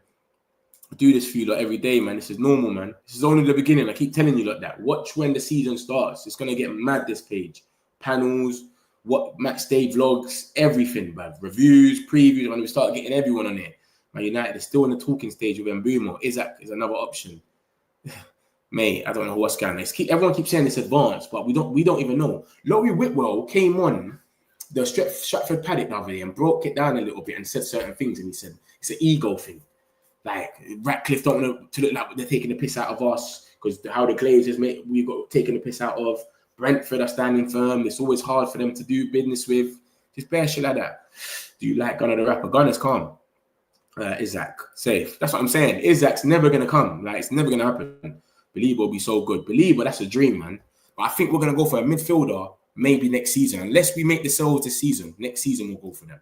Do you understand? To be honest, we won't be signing anyone other than Mbuemo until we see players leaving. Yeah, this is what I said. 100%. Yeah, until we receive that sell-on clause money. 100%, 100%. Onana injury complicates things. Nah, man, I think it makes it a bit easier to get one of these keepers now. Because now you've got a reason to go out. You can't rely on buying there. And if buying there gets injured or something, what happens then? What, Tom Heaton? That's crazy, man. Sky Sports must be on a different planet. They reckon that Onana will be okay for pre-seasons. I don't even listen to Sky Sports, bro. Forget about them. They wobbling on Rodrygo stuff. Safe, different. Better to upgrade other positions while we better just like Arsenal did with Gyökeres. Yeah, I reckon they'll get Gyökeres, man. My man's on strike and all that. Sporting's going to give up soon, and it's going to let him get them. Hit the likes, people. Come on. Joel Can, pick up yourself, man. Big up your family as well. You understand? Hit up the likes, man. Make sure you subscribe. We do this for you like every day. Let me carry on and I'll get these messages. There's bare messages. I'll get these messages in a minute. You lot are going bananas today. It's crazy. So yeah, we just wrapped up Caicedo, this Wonderkid. We're never paying 85 million for him. Let me let you lot know now. Yeah? We're not paying 85 million euros. 100 million euros, which is 85 million pounds, by the way. We're not doing that. It's not going to happen. So this report, whatever, they're saying we might be interested. We might have scouted him a few times or something, but paying the money, it's not happening. Yeah, forget about it. Then we got the Freedom fighter. Jadon, Malik, Freedom, Sancho. This is what's come out about him recently. New contacts are taking place between Juventus and United to reach an agreement for Jadon Sancho. They are pushing for the player. This is at 2 o'clock. It said this. And then this is from Core Sport. They're saying Jadon Sancho has reached an agreement with Juventus for a salary of around 6 million per year. The English winger currently prioritizes a move to Juventus, blah, blah, blah. He can only prioritize a move to Juventus. That's the only club in for him no more. And now that Jadon Sancho has reached an agreement with Juventus, he's negotiating with Manchester United to get paid for the rest of his contract, as he has taken a smaller contract at Juventus. So this is what's come out in the last couple of hours. This is what came out earlier about Sancho. If you watch my last stream, I spoke about this. Apparently, they made an 8 million bid. 8 million. 10 million euros apparently is 8 million. 8 million bid plus add-ons for Jadon Sancho. Yeah, they're taking the piss, innit? I don't know who that offends more. If that offends United more or Sancho. Like, I'm only worth 8 million. Like, who? I don't know. But that's from Damasio. And then obviously Alfredo came out earlier. I can't talk Italian, so I had to translate it. And it says, Juventus, 4 days to resolve Conceição. Then the clause goes from 30 to 45 because they want to sign Conceição and Sancho. And Conceição is 30 million at the moment, his release clause, but it goes to 45 million in a couple of days. Contacts with Sancho are confirmed. We'll see what happens next. Juventus had at least 3 fullbacks, blah, blah, blah. That's got nothing to do with us. So, yeah, this is earlier. Apparently, they're putting an 8 million bid, and then he's come out, like I said, just at 2 o'clock, and basically said new contacts are taking place between Juventus and United to reach an agreement for Jadon Sancho. They are pushing for the player. But remember, Sancho, his problem has never been the money. So that 8 million, maybe that 8 million is true because they're probably saying, instead of us, look at the last article, instead of you not having to pay him off the 5 million, we will pay it, but just drop the price. So maybe it's a thing like, we'll give you lot 30 million and then we'll pay me 6 million or whatever you lot owe him until next year. You know what I'm saying? That's what it makes sense for it to be, something like that. But if that's not the case, then 8 million is just taking the piss. But cool. Like I said, Damasio saying that they're pushing for the transfer, but listen to this. He came out, stepped out of the end of the season thinking, yep, I'm the guy, I scored a banger in the final for the Conference League, everyone's going to want me, blah, blah, blah. He's come out, he's gone Napoli, Chelsea, remember, it started with Chelsea. They offered him 180 to 200k a week. That's what they were paying him on loan. They split the wage with Man United. He said no. 200k a week, he said no. Chelsea. Ben Jacobs said it yesterday. And then you had Napoli coming for him. Same thing. He's not going to take a wage cut. Napoli's got the most exciting project in Italy. De Bruyne is just signed. McTominay's bossing it. Lukaku scoring goals. They're trying to get a striker. Darwin Núñez, apparently that's off. But they were trying to sign a striker as well. He said, no, I want a pay rise. They said, this guy's on a jolt team. We're not paying your thing. See you later. Let him go. Now, Fenerbahce as well. Sorry, how can I forget? Jose Mourinho spoke to him on the phone. I've had all the reports. Remember, I do this every day. Jose Mourinho spoke to him on the phone. They said they'll match his salary. Remember, Turkey's got some mad money right now where they can pay good wages to people. They're paying Osimhen 300k. They're paying Duran 310k for a loan from Saudi. They got some mad money. So they said, we'll pay your wages. We don't care. Jose Mourinho spoke to him on the phone, you can come through. And then he said, I don't want to leave the top 5 leagues right now. So he wants to stay in the top 5 leagues. Turkey's not in the top 5 leagues. So he kind of played them because they matched these salaries. Started going out to Napoli and them lot and saying, look, they've matched my salary. What are you saying? But no one else wanted to match it. They're saying, if this is what you're doing, see you later. Juventus is his last option. Ben Jacobs said it the day before yesterday, whatever. He said, if he doesn't go with Juventus, the only place that's going to pay him his salary is Saudi Arabia. He's not going Saudi. We all know he's not going to go Saudi right now. He loves London and all of this. So, mate, what's going to happen with him? This is his last option. Apparently, he's reached an agreement for around 6 million for his wages for the year. Apparently, I don't know. But Juventus are pushing to reach an agreement. Fabrizio came out. The last thing Fabrizio said, I got a video of Fabrizio, actually saying it. But the last thing Fabrizio said, I think he said, was Juventus are not going to match his salary. So he's either took a pay cut or something. But this is the situation with the freedom fighter, mate. So, yeah, I don't know what's going to happen with this geezer, but he needs to hurry up and stop moving mad greedy with his money. Just drop your wage. You're going to get a club. And you can maybe, if you've got some aspirations, you'll make the World Cup next season. And that's the only reason I think all these guys are going to go. All the freedom fighters. Rashi, Garnacho, all of them. Anthony, Sancho, because of the World Cup. If the World Cup wasn't next year, I don't think this geezer's leaving. Because he's got 1 year left. He'll just sit it out. Let me just sit at home, play Xbox, get my money. I don't care. Ruben don't want me, no problem. But because of the World Cup, a lot of them got a bounce. Rashford wants to make the World Cup. Let's be real. He went Aston Villa alone. He didn't want to stay there. He wants to carry on playing. Garnacho, he's even though he barely comes off the bench for Argentina, but I'm sure he'll want to be there because he already thinks he's Ronaldo. He already thinks he's that guy, innit, Garnacho? So he will want to be at the World Cup. Anthony, he plays for the Brazil team. We've seen his pictures with Cunha already. So Anthony's going to want to stay in the Brazilian team. Now that he's made it there, he's going to want to stay there. So this is what I'm saying. So all of them, because of the World Cup, even Malacia, half of us even remember Malacia plays for us. All of them are going to have the aspirations, hopefully, to say, you know what, let me think, because of the World Cup, let me try and go and get a move. But they're all making it complicated right now because they're saying, I only want to do this. Garnacho saying, I only want a Premier League, stay in the Prem. Leverkusen came in for Garnacho. Eric Ten Hag, he said, he asked for some mad wages, crazy wages, where it's like, it's not even untenable. Like, it's never going to happen. So that's the situation, man. We'll see what happens with this geezer, but safe. I think they're all going to go, but they're going to come to the end. And it'll probably be loans with obligations and stuff like that. Casado, another Anthony then. I don't know nothing about this geezer, mate. Nothing. Got to admit it, bro. It feels good when you give a shout out to my name. Come on, Aswin, man. My guy, man. I told you, it's the metric community, man. We're in it together, man. No one gets left out. Here's a fool. I pray it never happens. If Cunha and Xerxes get injured, then who's our options? You lot are not deep in what's going on. Forget about that. Even if we get Mbuemo, AFCON is in December. Ahmad, Mbuemo, Onana, he definitely would have healed by then. And Mazarawi are all going AFCON for a month. Obviously, it depends on how long their team stays, if they get kicked out early, etc. But let's just say like they do the full month and they get in the final. Onana, Mazarawi, Ahmad, and Mbeumo all going AFCON. So we need all our players to be ready and up for it. So that's why I'm saying, it's players like Mason Mount, who haven't really had the best season for us. Like, he hasn't had a proper season. He's calm. He's always got injured or it's never really worked out. This is do or die for him this season now. This season coming up is do or die. Obviously, if we get Mbuemo, he's not going to start. But him coming off the bench, he's got to make an impact. Look at that final Europa League. He was a passenger. I forgot Mason Mount was even playing. You know what I'm saying? Obviously, Garnacho got angry for it. He's like, Brad, this geezer's on. I'm not even, obviously, he should have never come out and said what he said about the manager. He went mad with that. But I'm just saying, he was a passenger. So he can't be having them performances no more. Carabao Cup, wherever he gets to play, or the 70th minute when he puts him on, them sort of players need to step up. And remember, if Mbuemo goes for a month, someone like Mount will have to step in.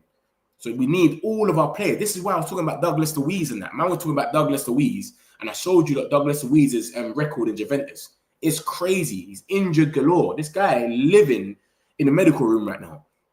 He's literally living in the medical room. So that's why I'm saying we can't get Douglas Luiz. People start trying to say, let's get Douglas Luiz, swap deal with Sancho, entertaining it. Man United ain't even entertaining it because they've looked at his medical record and they've seen This is what happened with Mason Mount. He was breaking down in Chelsea, and we went and spent money on him. So this is what's going on right now. Let me show you what's going on, Douglas Luiz, man. So you see what's happening. This is what I'm trying to say. That we have to get players that are ready to go now, and we need to look at all our players and say, yo, when it's your time to step in. So when Ahmad goes, Dalot, step in right back, etc. Do you know what I'm saying? When Mazarabi goes, whoever's going to step in, delay or whatever, the right centre back, yo, make sure you're ready. This is Douglas Luiz. Man are telling me let's go for him. Look at this geezer in the Italian league. This is the Italian league, one of the slowest leagues in Europe. Look at this geezer. Man United appreciate Douglas Luiz's profile. He could become a key piece in the Sancho move. They're offering us 8 million. So they know we don't want Douglas Luiz, mate. I'll tell you that for free. Geezer's injured for 100 days last season, 20 games missed. And yeah, for Villa, he was a baller. And he never got injured for Villa as well. But he's gone over there to one of the slowest leagues. And this is how his body's moving now. If he comes to the Prem, and man are sprinting at you, left, right, and centre, you're getting pressed at 100 miles per hour every minute. You're forgetting how this league is. It's physical. Bro, you go somewhere like St. James Park and you got Joe Linton and them in here, Bruno Guimaraes and that, just giving you a hard time. It's long day for you. So yeah, that's my point, man. That's my point about injuries. You're right, still Links, man. It'll be peak, man. But up front, we've only got Mount. Maybe Bruno will go back up there. It's just a bit light, man. And that's if we don't even get Mbuemo. We got someone like Mount started. And Mount and Luke Shaw live in a fucking medical room at the moment. The medical nurse must love them too. I feel he's that good. Barca wouldn't be letting him leave. I don't even think it's true like that. I think we've probably scouted him or something little, and that's it. I like the strategy of experienced players. Yeah, exactly. PSG to win 4-0. You're taking a piss. We're skin 100%. We're waiting for sales. That's what I'm saying. It's Mbuemo and then sales. We know that. We parked the bus for Arsenal game, Mourinho style, goal for one break and defeat the Ghana. Nah, man. Are you not forgetting? I wouldn't even call it parking the bus. I don't think you lot are pre. Remember when we play these so-called big teams? Remember when we played Liverpool? Yeah? I remember it like yesterday, yeah? It was snowing. It nearly got cancelled. It was all like, please get cancelled. We had a few injuries and that. Please get cancelled. It never got cancelled. We went to Anfield and we left like, oh my God, we should have won that game. Every game we played against the big teams, think about it. It was kind of narrow. We never got moved to how you thought. I mean, it was never parking the bus. Mourinho style. It was like a mid-block. Arsenal at home, we should have beat them. Arsenal away, when they beat us by 2 set pieces, we played better in the first half. Do you know what I'm saying? City, we beat them at their ground. At home, look how much chances we had. Garnacho in the box. He couldn't even kick it. Garnacho in the first minute. Remember, it could have been a penalty, whatever. There was a few chances. But everyone else, I'm more worried about the Bournemouths and that. I don't worry about City, Liverpool and that. I worry about the Bournemouth. Forget Chelsea. Maguire's foot's offside. They scored a little header. Cucurella, 1-0. Like, it's always tight, marginal with the big teams. I don't think I saw any team against the big teams where we just got battered. It never happened. And we always thought that we would under Amorim. It never happened. Even Tottenham away, when we lost the 1-0, Maddison scored the goal. That was kind of even. Like, it was just anything could happen. We missed bare chances as well. Garnacho 1-on-1, skied it. Come on, man. You're bringing back PTSD, brother, man. Why? Don't ask me that again, man. Milton, my guy. The only hope for Chelsea is low block and catch PSG on the break. Yeah, I don't think... Bro, we'll see, man. PSG's probably going to smack them, though. I'll be real. His market value right now is 50 million. Bro, 40 million should be enough, man. I reckon we'll even go less, probably 35. German clubs understand that average English players can go for a premium. All of them... Oh, and the young English talents, yeah, they know. They keep building up these English talents, the German clubs, and then they sell them for a bag. Look, Dortmund just got the Bellingham, innit? The Bellingham's little brother, Joby. They keep doing it. Gittins and all of that. They'll get them. Sancho, from young, build them up and then sell them. That's what usually happens. Our window is like a TV program. Tune in next week, same time, same channel for the latest. Bro, that's why I say, Man United, that's why I tell you lot every day, we're Manchester United, bro. We sell papers. Don't see everything and believe it. It's not everything is true. They got to get paid. These journalists have got to get paid every day. So they wake up sometimes and say, what can I do to get paid? There's nothing going on today. Man United are linked with Calvert-Lewin. Man United are linked with Tuchemeni. Man United, this is what they got to do. You got to take it with a pinch of salt. Every time you see something, you got to look. Obviously, I do this thing now, where obviously I'm doing this, so I look at all the journalists. I know who's kind of reliable, who's not. That's why I tell you, look, I don't know about this guy. He might be not reliable. He's fake. He chats shit, blah, blah, blah. That's how it is. So you've got to have it in you. You've got to kind of suss it out. So that's the same way I'm looking at it, you've got to kind of pre it. Because every day you're going to see a story about us. Every day. Go type in Manchester United on Google right now. There's probably going to be about 7 different articles. Literally. I reckon we're getting Mbuemo next week. I hope so. And I'm going to spin back round. There's more people in there. You'll probably think I'm clickbaiting or something. So I'm going to spin back round in a minute. I'll show you what's going on with Mbuemo, Rodrygo, whatever. There's always something there. I don't do the clickbait, gas. There's always something there. Some players will wait until Jan window. Nah, no way. Jan window and the World Cup's next year. No way, no way, no way. I don't think that will happen. I think it'll be the end of this window, 100%. Kabagambi, hello. What up? What you telling me? Glad to see that Ineos are focusing on game-changing stuff like match availability, fitness, and recovery to stay injury-free. As a person from medical background, I wanted this to change free back. Yeah, man. That's what I'm saying. That's the only thing I give them credit for, bro. I know everyone's going to say now, like, oh, Ineos, they're moving mad because obviously this Mbuemo thing has been going on for 6 weeks, which obviously I'm sitting there saying what the fuck's going on. But the transfers that we're even looking at is completely different than what we used to do. Casemiro's and that. We all bought Højlund and none of us in this chat could say we knew who he was. We all had to go on YouTube and look at the comp. Who is this geezer? Is he good? We're watching him. He looks all right. We didn't know him. We bought Anthony. None of us knew who he was. We only knew who he was because we was watching Ajax for Erik ten Hag because that was our manager. So we're watching Erik ten Hag's old plays and then we saw Anthony in there. So that's how we knew him. We never knew him for being a world beater in Europe football. Now we're buying players that we already know who they are in the Prem as well. Even if we went for, say, Gyökeres, the whole world knows Gyökeres now. He scored the most goals in last season. Osimhen, everyone knows Osimhen. So that's my thing. It's either they're going for these little young gems who are under 18 or they're going for guys that everybody already knows that are proper players. Do you know what I'm saying? That's why I say I rate Ineos when it comes to transfers.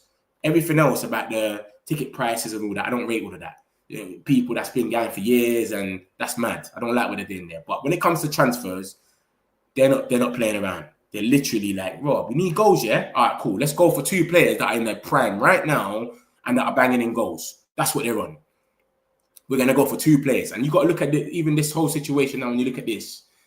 Bruv, like you just said, Aswin, availability, medical background availability. And Mbuemo's played 38 games in the Premier League. You only played 38 games in the Premier League. He played every single game for Brentford last season. That's the type of things that we need to be getting. Man that are available. Bruno does that every season. He usually plays the most in Europe. Champions League, every single tournament. He doesn't get a day's rest. He played every single game. The only reason Cunha is on 33 games is because he's been beating people up every minute. Every minute, this guy is always doing a madness. Taking man's glasses off their face and that. That's the only reason he's on probably 33 games. I've only seen him get injured once, and that was against Tottenham. He came off at half-time, Cunha. Apart from that, he's played every game. So these guys are available. They want to play games. You're not really hearing them getting injured like that. 38 games for Brentford is mental. Mental. And remember, you're defending all game as well. So yeah, man, you're right, man. You're right. You're right with that one still. United should have started sacking the medical staff out of all the employees. You know, remember, we had a mad injury thing the year before. Remember the year before? We had about 60 injuries or something. Newcastle had it as well. Chelsea. Last year weren't really the worst, to be honest with you. You get it? Last year weren't really the worst. But look at this, though. When you look at this article, I've kept this article here for a minute, yeah? It's very embarrassing when you actually look at it, you know? 20 goals for Mbeumo by himself.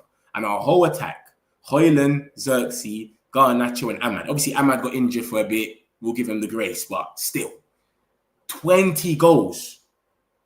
And they scored 21. That's mad, isn't it? And you look at these two, their goals between them, 35 is nearly double of our whole attack last season. So, come on, bro. These guys know what they're doing. We need goals in the team. We're going to get players now. Forget all that. We're going to give them 6 months to adapt, get used to the weather, know how to drink coffee. Nah, forget all that. We're going to get players that know how to do it now in their prime. Let's go. And this is why I like what we're doing with the thing. So let's just wrap up Mbuemo, hopefully, get that over the line, and then bam, we've got these two. It gives us a bit more faith going into pre-season, etc. But right now it's Cunha. We wrapped that one up ages ago. Like, we all knew about Cunha before it was even done. Like, you know what I'm saying? So hopefully the rumours are true and it goes through, man. We'll see. If Cunha are only sign, I'm not bothering to go, what? This is what I was just saying. It's a bit negative right now. It's a bit negative still, I'll be real, but hopefully. And even their assist is good as well. 6 assists, 8. And if we spread it around, Ahmad, Bruno, Dog, you might get a 1-2 as well. He was putting in some nice balls last season. And remember, we still even got a striker. Whoever the striker might end up being, bro, we should be all right, man. That's how you win trophies, bro. When you spread the goals around. You can't be going there. I can't be chatting to my bedrooms, my Arsenal friends, and they're saying, bruv, I'm only scared of Ahmad. You lot are shit. I'm only scared of Ahmad. And then if Ahmad's not playing, I'm only scared of Bruno. That's what they say about us, all the fans. I'm only scared of Bruno. We got to be going to these games. We got a striker that scores goals, and Mbuemo, Cunha, Ahmad's on the right doing bits, Bruno's doing bits, Dorgu's doing it. This is long, bruv. Like, United are on a different thing. So that's exactly what City done when they won was it the treble? They won the treble before that, when they had Jesus, De Bruyne, Foden. They had those spreading the goals around. Mahrez. Bro, you can't be just going in there with one guy. It's never going to work like that. So that's why Cunha by himself doesn't really change much, bro. All we've done is got rid of Garnacho and changed it with Cunha. That's the only thing that's changed. So hopefully a goalkeeper comes in, we sign Mbuemo, get rid of some of these freedom fighters, and then we invest the money in some new players. So hopefully that ends up happening. But, mate, that stat on the left is embarrassing. I never want to see that again. Yeah? 20 goals for one player that plays for Brentford, a team that's defending all game. They defend and counter-attack. Their main thing for Thomas Frank, his thing is defend first and then goal. And he scored 20 goals. Wissa scored 19 goals. And Mbuemo scored 20 goals.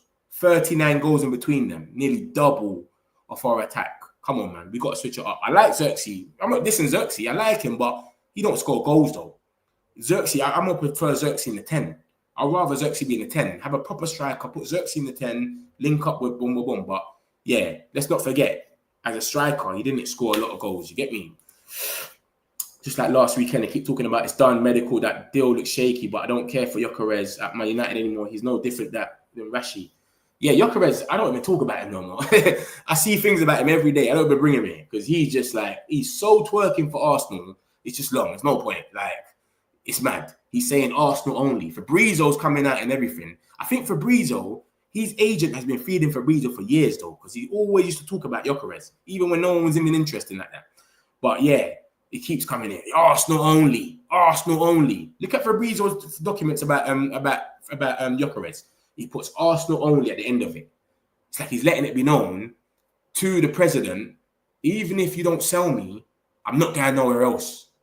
And remember, they don't sell him this season. They're never going to get money for him. It's going to be 28 next year. Like, allow it.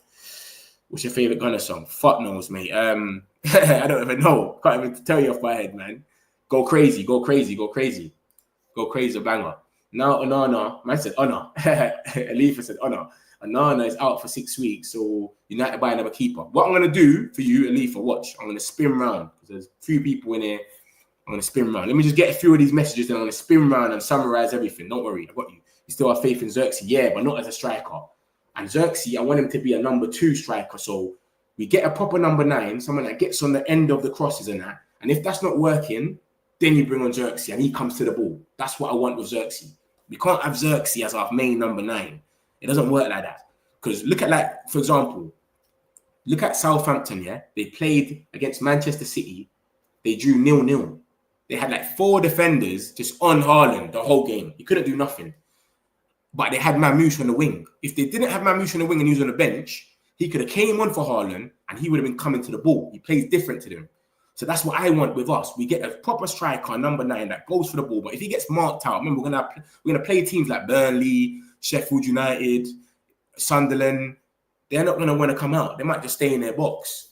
Your number 9 might not get on the end of no balls. Then you bring on Xerxes. He's more going to confuse them. Oh, shit, we can't mark him. He's over there now. Before your striker's here, he's at the edge of you. He keeps trying to do runs. Now, he's in front of you. It's harder. You get it? So I think Xerxes, either he's a number 10 or he's a backup number 9. He can't be the main number 9. No way. And I don't feel like he scores a lot of goals. Like, I don't think that's in him. I think he's more of a link-up player. He's good with linking up and making things happen for other people. But him himself, I don't think he'll score a lot of goals. Yes, we have no Onana. We'll be top 5 league soon, bro. Hopefully, bro, man. Hopefully, Harvey, man. When Onana returns back, he'll usually be worse. When Onana comes back, hopefully by the time he's back, he's the number 2 now. Because our number 1 is already settled in. And I'm saying our number 1 because it cannot be by in there. So I'm not going to say that he's his name. He is terrible. Pony. What Onana got to do with Xerxes? It's all ego with Napoli. Him and Garnacho don't rate being second best to McTominay. Talk about Sancho. Bruv, they've just won the league, bro. They've literally just won the league. Literally just won the league. What do you mean? Like, you should be going over there. You'll be getting assists galore, Sancho. Like, brother, man, I'm not thinking, bro. You just won the league. Go there. You'll probably get a few assists. It's so slow, that league. It's slower. There's 38-year-old defenders, me. Like, look at the geezer that scored against Barcelona in the semi-finals of the thing, Serbi. How old is he? 37 or something? 36? Bro, they're so slower. So Sancho will be balling out. You know what I mean? And then you'll obviously get your call up from Thomas Tuchel, go to the World Cup. Then everyone's going to be saying Man United fucked him up. It was Man United that lost out, blah, blah, blah. Bro, come on, man. Yeah. Ekitike is a baller. Shame he's 100 million. Yeah, they've gone mad with that one. Newcastle are in for him, though. Fabrizio talk about it, mate. Fabrizio put Newcastle want Ekitike. So, mate, they're going to go for him. But I can't see them having Ekitike and Isak. That's mad, isn't it? That's mad. Is that what they're really trying to do? That's crazy. We need to make some new youngsters doing the thing. Yeah, I think we're going to get that. What's that you called? Mantato. He's cold. And he's like a 10. He can play wing back as well. So maybe when Ahmad goes, he might be the new wing back. I don't know. We'll see. Xerxes, Bruno, Mount, and Maino have to step up. This is what I'm saying. But Bruno kind of stepped up last season, though. I can't put it on Bruno. Bruno stepped up. When Ahmad got injured, Bruno bailed us out. We would have probably got relegated. Let's be real. There's a few times that we was pissed and Bruno stepped up and done what he needed to do, but it just didn't go around. He did ghost a few games as well, but he did step up when we needed him. We don't want 50 million players spending time. We don't want 50 million players spending time in. Oh, spending time in. Yeah, exactly. Spending time in the hospital. Yeah, being injured. 100%, man. Surely it's time to get rid of Luke. Bruv, no one wants Luke. Remember, I do this every day, and I told you, like, who's linked to who. Not one team has come out for Luke. And I say this one as well, yeah. I say, listen, you see Saudi Arabia, they went mad, you know. Saudi, like in general, like, you see how they got all the clubs in Saudi, yeah? The Saudi League, let me say. When everyone else had their time to get rid of their bums, Chelsea, they got rid of Kante, Koulibaly. Who else did they want to get rid of? And they left Mendy, Koulibaly, Kante. Yeah, come, we'll grab you. Saudi Arabia, we're coming. The teams came. Liverpool, we need you to come and get some of our players. No problem. Firmino. Who else did they get rid of there? Henderson, Fabinho, Firmino. Yeah, we'll take them. Now it's our turn. Man United, we need a Onana gone. We need Luke Shaw. We'll even put Harry Maguire in the bag if you want him. Nah, we don't want none of your players.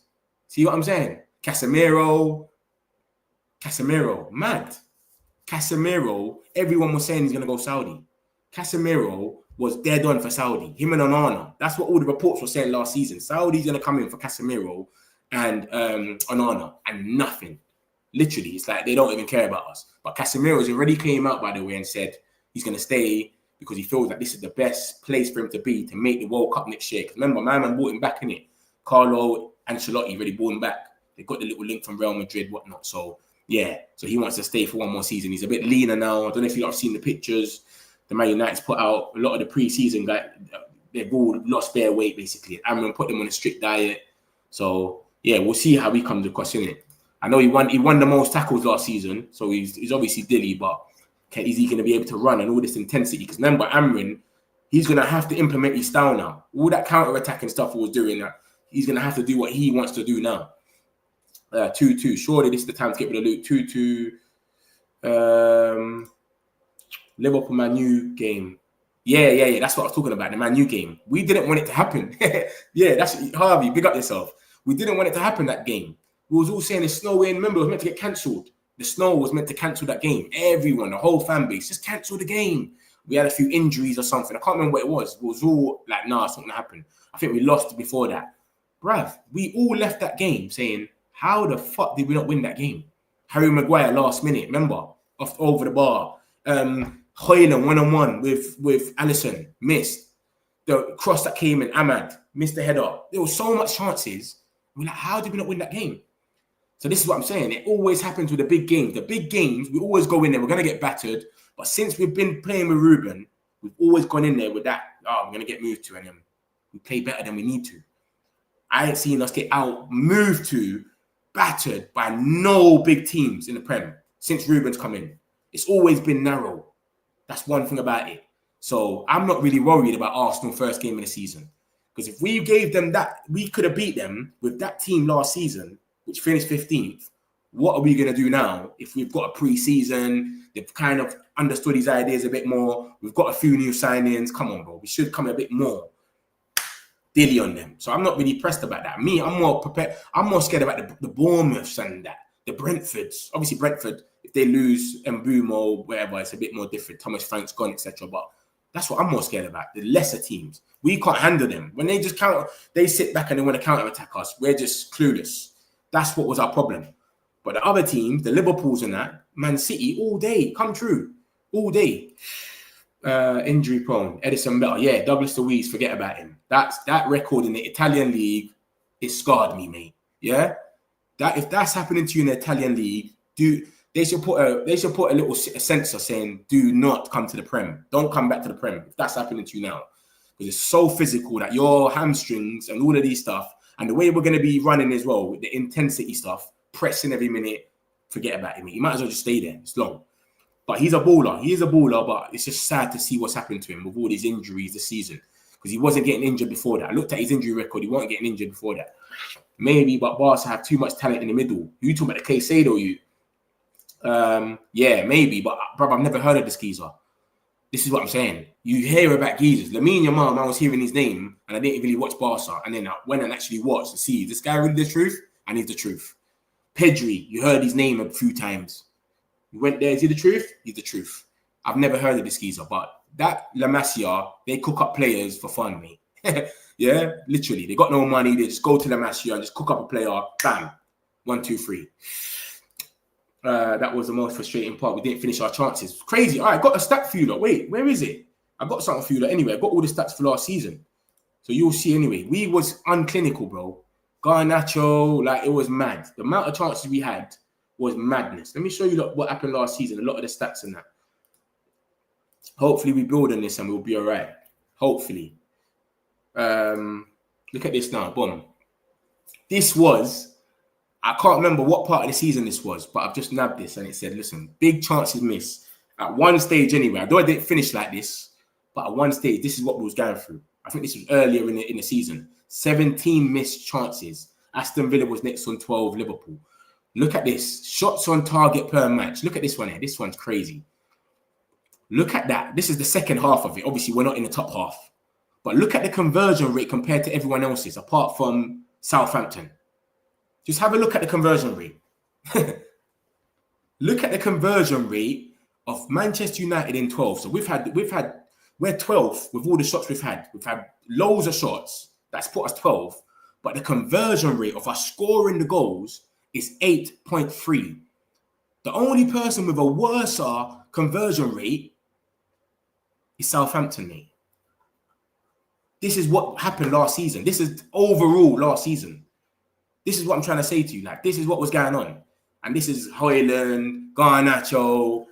The whole team kind of had little spells in it, but it was mostly, I would say, Garnacho, Hoyland, etc. Do you know what I'm saying? Come on, man. It's crazy, man. This is what we're dealing with. Obviously, it shows the goals and assists. This is the whole GA, like how much a player got with GA in total. Salah went bananas. He just went crazy. He nearly got double of everyone with 47.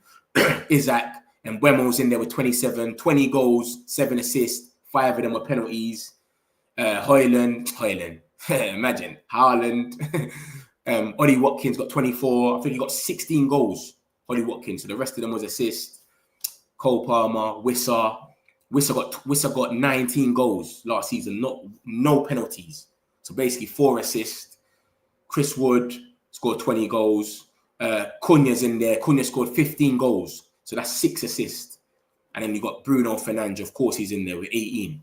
You know what I'm saying? And this is the big chances missed. Remember, I like Ollie Watkins. And realistically, I think Ollie Watkins is the best guy we got left that we can possibly go for. He's got 15 league goals in his last 3 seasons. He's got a bit of consistency in the Prem. But, bro, he misses the most chances. He missed the most chances last season. So we better be ready for that. That's all I'm saying. I'll still go for him. Don't get twisted. I won't let this put me off. But his conversion rate, look at it. It's not the best. Like he wasn't converted. He's had loads of chances. 27 chances missed. And I remember the 2 against Arsenal. 2 of them. Literally sitters. And he missed them. So Ollie Watkins is probably the best choice we got left for a striker. Being realistic. Obviously, anything can go wrong with Gyökeres and other people, but for who we've been linked with by reliable journalists, Ollie Watkins is probably the best one left. Like I said, he scored 15 league goals in his last 3 seasons. He's kind of consistent. He's doing it in the Prem. The only obstacle is 60 million is crazy. That's what they're asking for. And he's misses a lot of chances sometimes. So we've got to be patient with him. 1 minute he might miss, 1 minute he might score. He scores 15 league goals. So imagine if he stops missing as much chances that he was missing at Villa, he'll be on 20 league goals every season or something. So that's the situation with him. But look at the second one, man. And look at our shot conversion rate, the percentage, and then compare it with every single person on that list. Come on, man. And then man want to talk about manager and that. And this is what we're doing. This is crazy, bro. You can't put this on no one. The shot conversion rate. We're just missing. Red Devil United, big up yourself. Dennis, what if Cunha becomes our only signing? Fuck knows, mate. Fuck knows. Then we're doomed, innit? We're fucked. Literally. We scored 45 goals all season. Definitely a significant improvement if we get the deal done. Yeah, 100%. I'm with you, Suave. That's when I can see Leverkusen going for Hayden Hackney, 15 million, selling to us. 100%, man.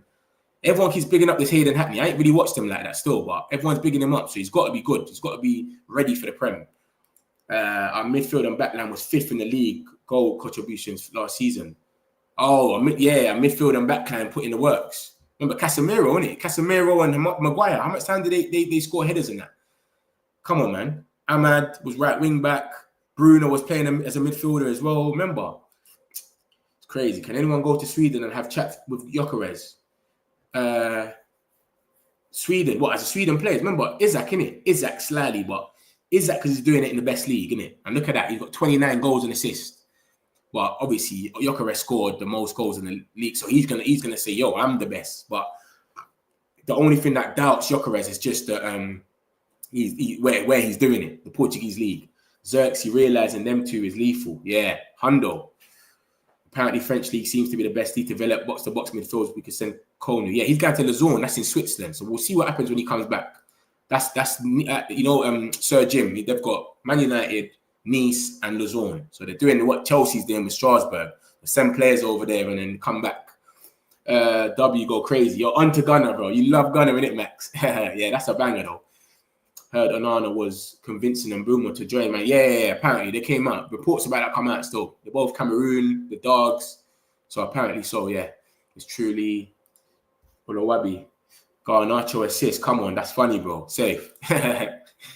Obviously, money is important, but some players these days don't care about their football career, just about dough. 100%. That's what Osimhen done. Osimhen didn't want to come. He said, I want my wage. So that's what happened, man. What's your ideal summer window? We sell all the freedom fighters and we get a midfielder, a proper midfielder. I'm talking about like someone that's gonna come straight in the first team. Because like someone saying about Hayden Hackney, he's good, but does he come straight into the first team though? This is what I'm saying. I want someone that comes straight in. Belieber and that's a dream though. Brighton's gonna want about 100 million for him. So get a midfielder, get a striker, get Mbuemo, and I'm cool with that, and a goalkeeper. Get me a goalkeeper. Get me John Victor, one of these guys, and I'm cool with that. Literally, I'm all right. I'm going into games confident.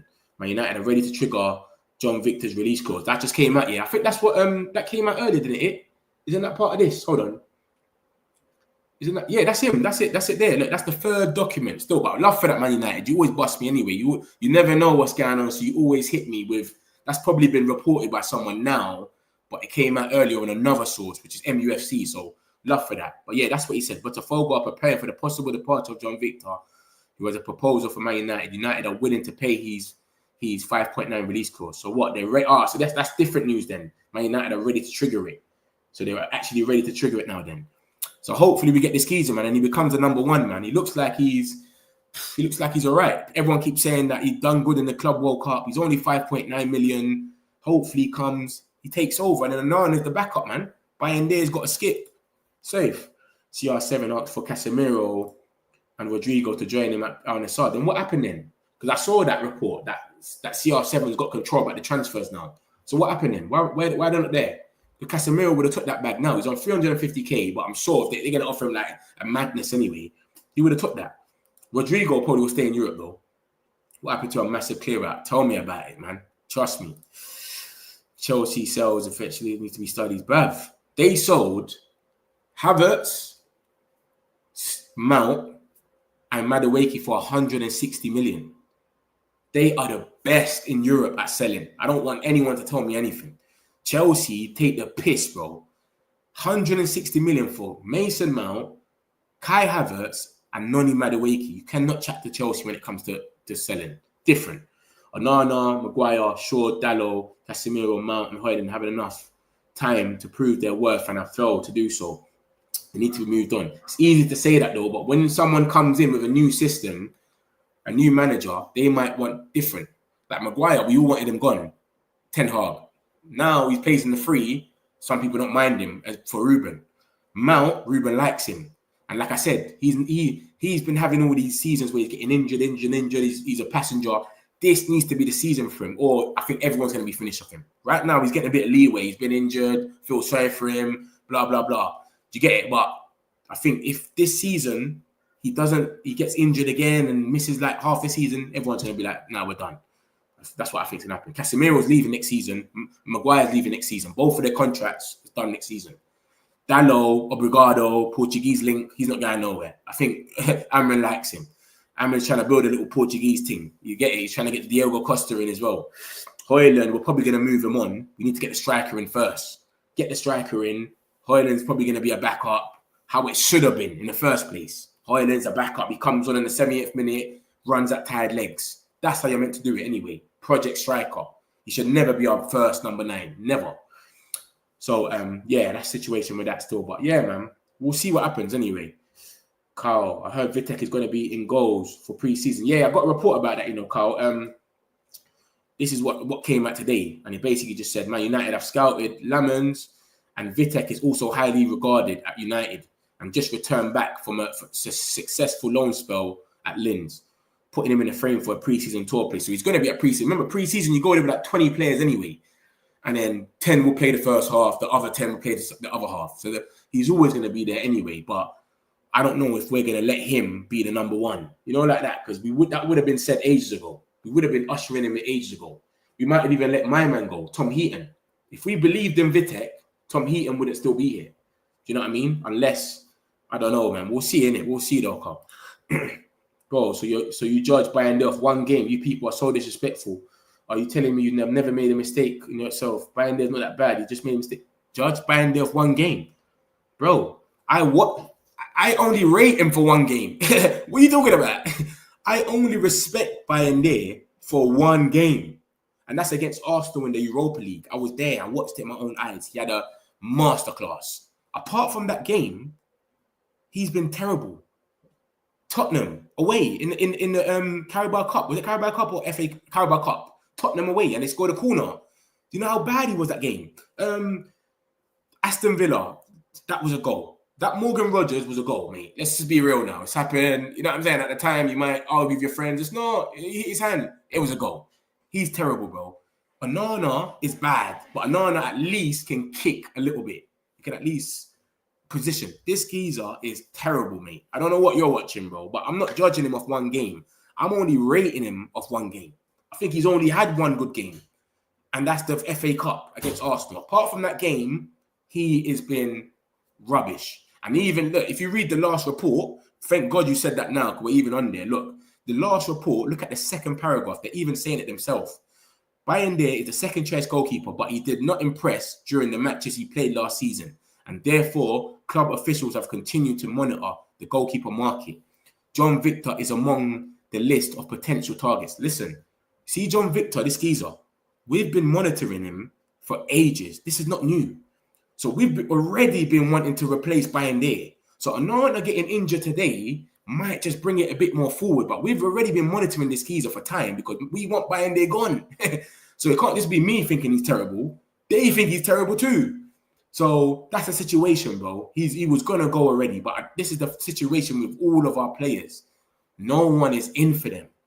So when no one's in for you, you can stick around. Bayende is coming in. He's coming to training. Now his head's lighting up. Oh my God, Onana's injured. I'm the number one. No one wants you, bro. This is the situation. Like I said to you, look at this. I do this all the time. Look at the date. Go to the bottom right. The last thing on the bottom right. Look at the date of it. It says the 29th of June. That's when we're in for John Victor. That's the first time we was in for him. Man United are working on a replacement for Onana. It says Onana, but it doesn't make sense with the price. And I'll show you. So Onana, it would be Emily Martinez as a top target. Victor is another option for 6 million. All of these, I got the date on all of them. Look, all of them. Every day we're getting linked to the skeezer for about a week. These are all different journalists. Look at the blue at the bottom. They're all different names. Reluctant Nico, Bola VIP, Fer Fernandez, Geg Lobo, Andre Hernan, Breno Beretta. 6 different journalists, all different days and time, all linking us to John Victor. This is from the 29th of June. Look at the last one on this one, the 5th of June. We got linked to him again. Man United are the club that are in contact with John Victor's entourage the most. United goalkeeper coach Vital has made contact with the people at Botafogo. And then today, the same thing. So we've already been looking at this geezer. He's 5.9 million release clause. Bayende, we bought him for about 3-4 million. So it makes sense. Get rid of Bayende, 3-4 million. Pay the 5.9 release clause for John Victor. He's our number 2. Happy days. Yeah, you don't get rid of Onana this year because no one wants him. Cool. But that's the situation. Bayende is terrible. I don't know what you're watching, bro. But yeah, he's terrible. And they want to get rid of him anyway. So he should be going soon. And I hope he goes very soon because he's terrible. Simple as that. Onana and Højlund were our worst players last season. And both of them need to be replaced. I said the same thing as well. But my whole thing was I don't think we're going to replace Onana because no one wants him. So I think strikers more, because if you look at even a lot of the games last season, they were so narrow. Do you get it? They were so narrow. We could have won the games, but the striker situation, Højlund had stinkers. Look at Wolves. We had about 10 chances. Højlund, I don't know what he was doing that game, mate. But yeah, we'll get about that another day anyway. It seems like Onana's staying. He's injured now, so he's definitely staying, bro. He's staying. There's no point even talking about him. He's staying. But 100%, he's a weirdo as well. You have a good game, and then you have a stink and just throw it in the net the next game. Weirdo. Why don't they try getting other players from the academy? They do perform. I swear, Rashford and Garnacho. You know what it is? I think, yeah, see Amrin, yeah? I think he's going to bring the academy players in. Because if you look at what he done at Sporting, he would actually bring a few of them in. But I feel like he always says it. He was saying it about Ahmad as well. When we was all glazing Ahmad, he's saying, bruv, be easy with the young ones. Like, don't gas them up too much. Do you get it? So I think he's going to bring them in. But your season was so hard. How are you going to be throwing people in the deep end? You're throwing in Cheeto against Everton and all these teams. And the man expecting him to score goals and bail us out. The guy's like 17. So he's on some. He'll throw the youngers in when they need to be in. Or things are not going too left. But when we're getting moved to, everywhere we're getting battered. And people are saying, bench Højlund and play Cheeto. I don't think he wants to do that. But 100%, he's a man that does with the academy. And hopefully, we see Mantato and all these guys start coming through. We'll see what happens. But I heard they should be coming through. So we'll see. The goalkeeper placement is very interesting. Yeah, I think this John Victor guy is going to be the guy. Like I just showed you, look, there's been way too much reports for ages. I do this every day. So I keep all the stuff and I make sure I put the dates at the bottom so you don't know when this happened. We've been linked with this geezer for so long and it's cheap. It's 5.9 million. Come on, man. That's nothing. We made that money from Chelsea Send him back Sancho, 5 million. Go back to Barcelona kids. The Casado guy, yeah? Ibrahim, I got you. Casado, whatever his name is. This geezer. Casado, I don't know if it's true or not. He's got 100 million release clause. But yeah, apparently we're in for him. Arsenal wanted him as well, but they went for Norgard and Zubimendi, blah, blah, blah. We're not paying 85 million pounds. I'll be real with you, bro. I don't think we're not paying 85 million pounds, bro. I'm just going to keep it real with you. So they're just linking us with it. So it's on Barcelona fan pages. So Mundo Deportivo is reliable for Spanish news, but it could just be a thing where we've inquired or our scouts have been sighted there. There might have been a game at the Camp Nou. They've seen our scouts and they've just gone, they must be here for him. It might be that. It doesn't mean anything serious. But Ruben Amorim considers Mark Casado, bro. I think they're just saying that. You know what I mean? I don't know nothing about the skis as well. I know about I always know about the gems in La Masia late. Lamine Yamal, and I'll hear their names and I'll be like, oh, whatever, man. And then when I watch them, I'll be like, rah, he's cold. Do you know what I mean? But I always leave late. So he might be a baller, this geezer. Some people said he's a wonder kid. That's what I see on Twitter. He's a wonder kid. But I don't know him. So I don't know.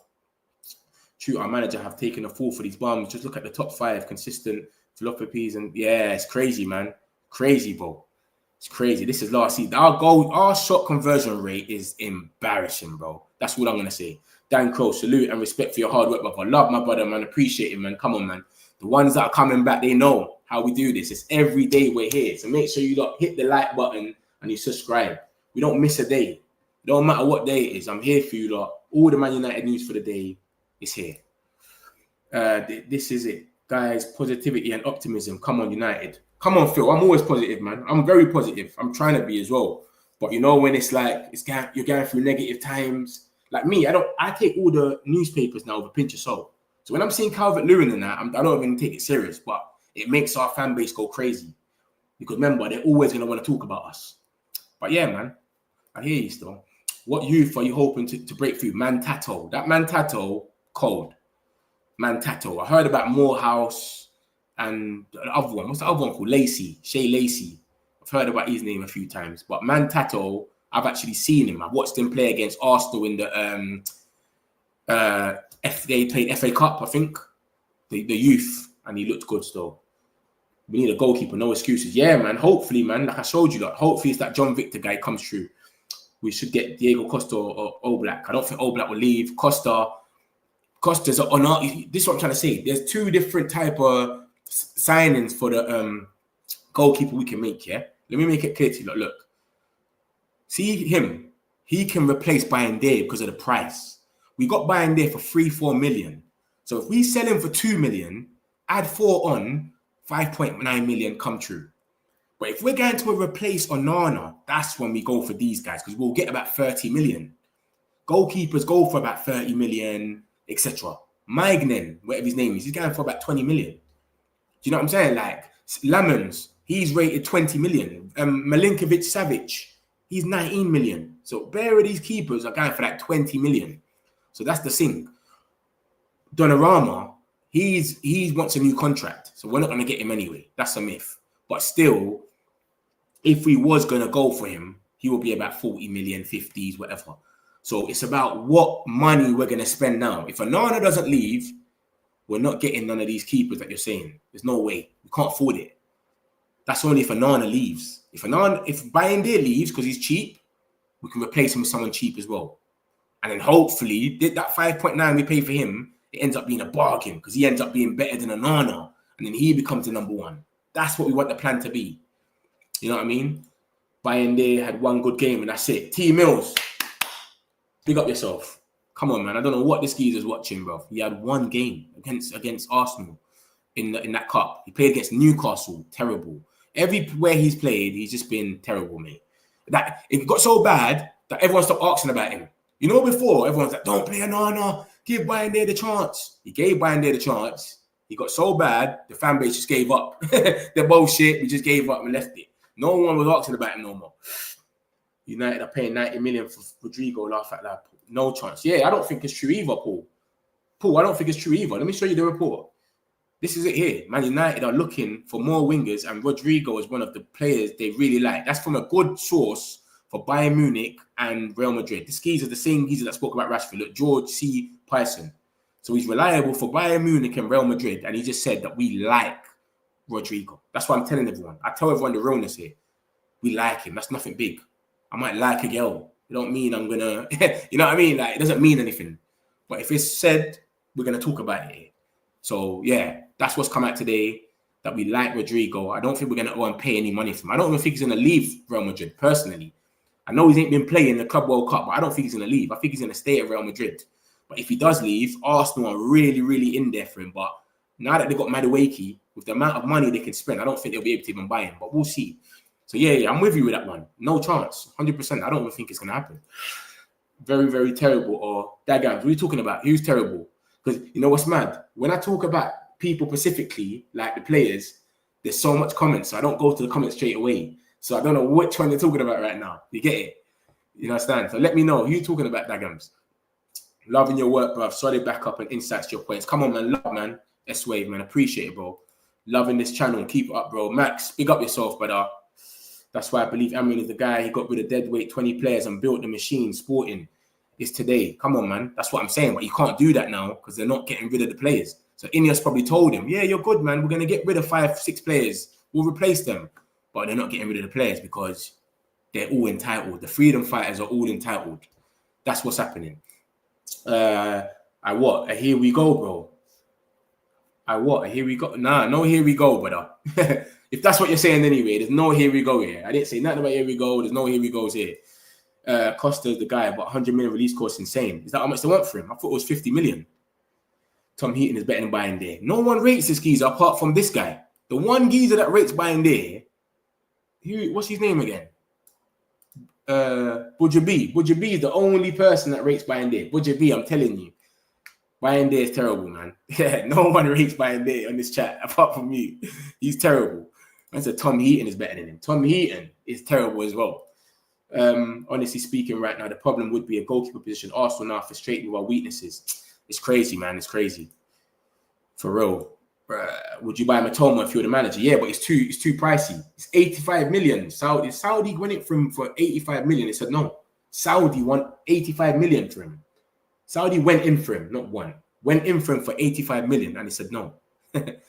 So he's not going nowhere. And I think is he going to sign a contract or something? But I would want Matoma. Matoma's a baller.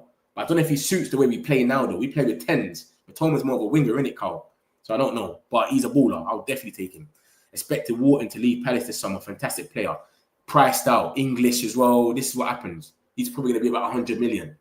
This is what's going on now. These players. Look at fucking... look at my man. Diblin. Tyler Diblin, bro. The hottest property. Everyone wanted him.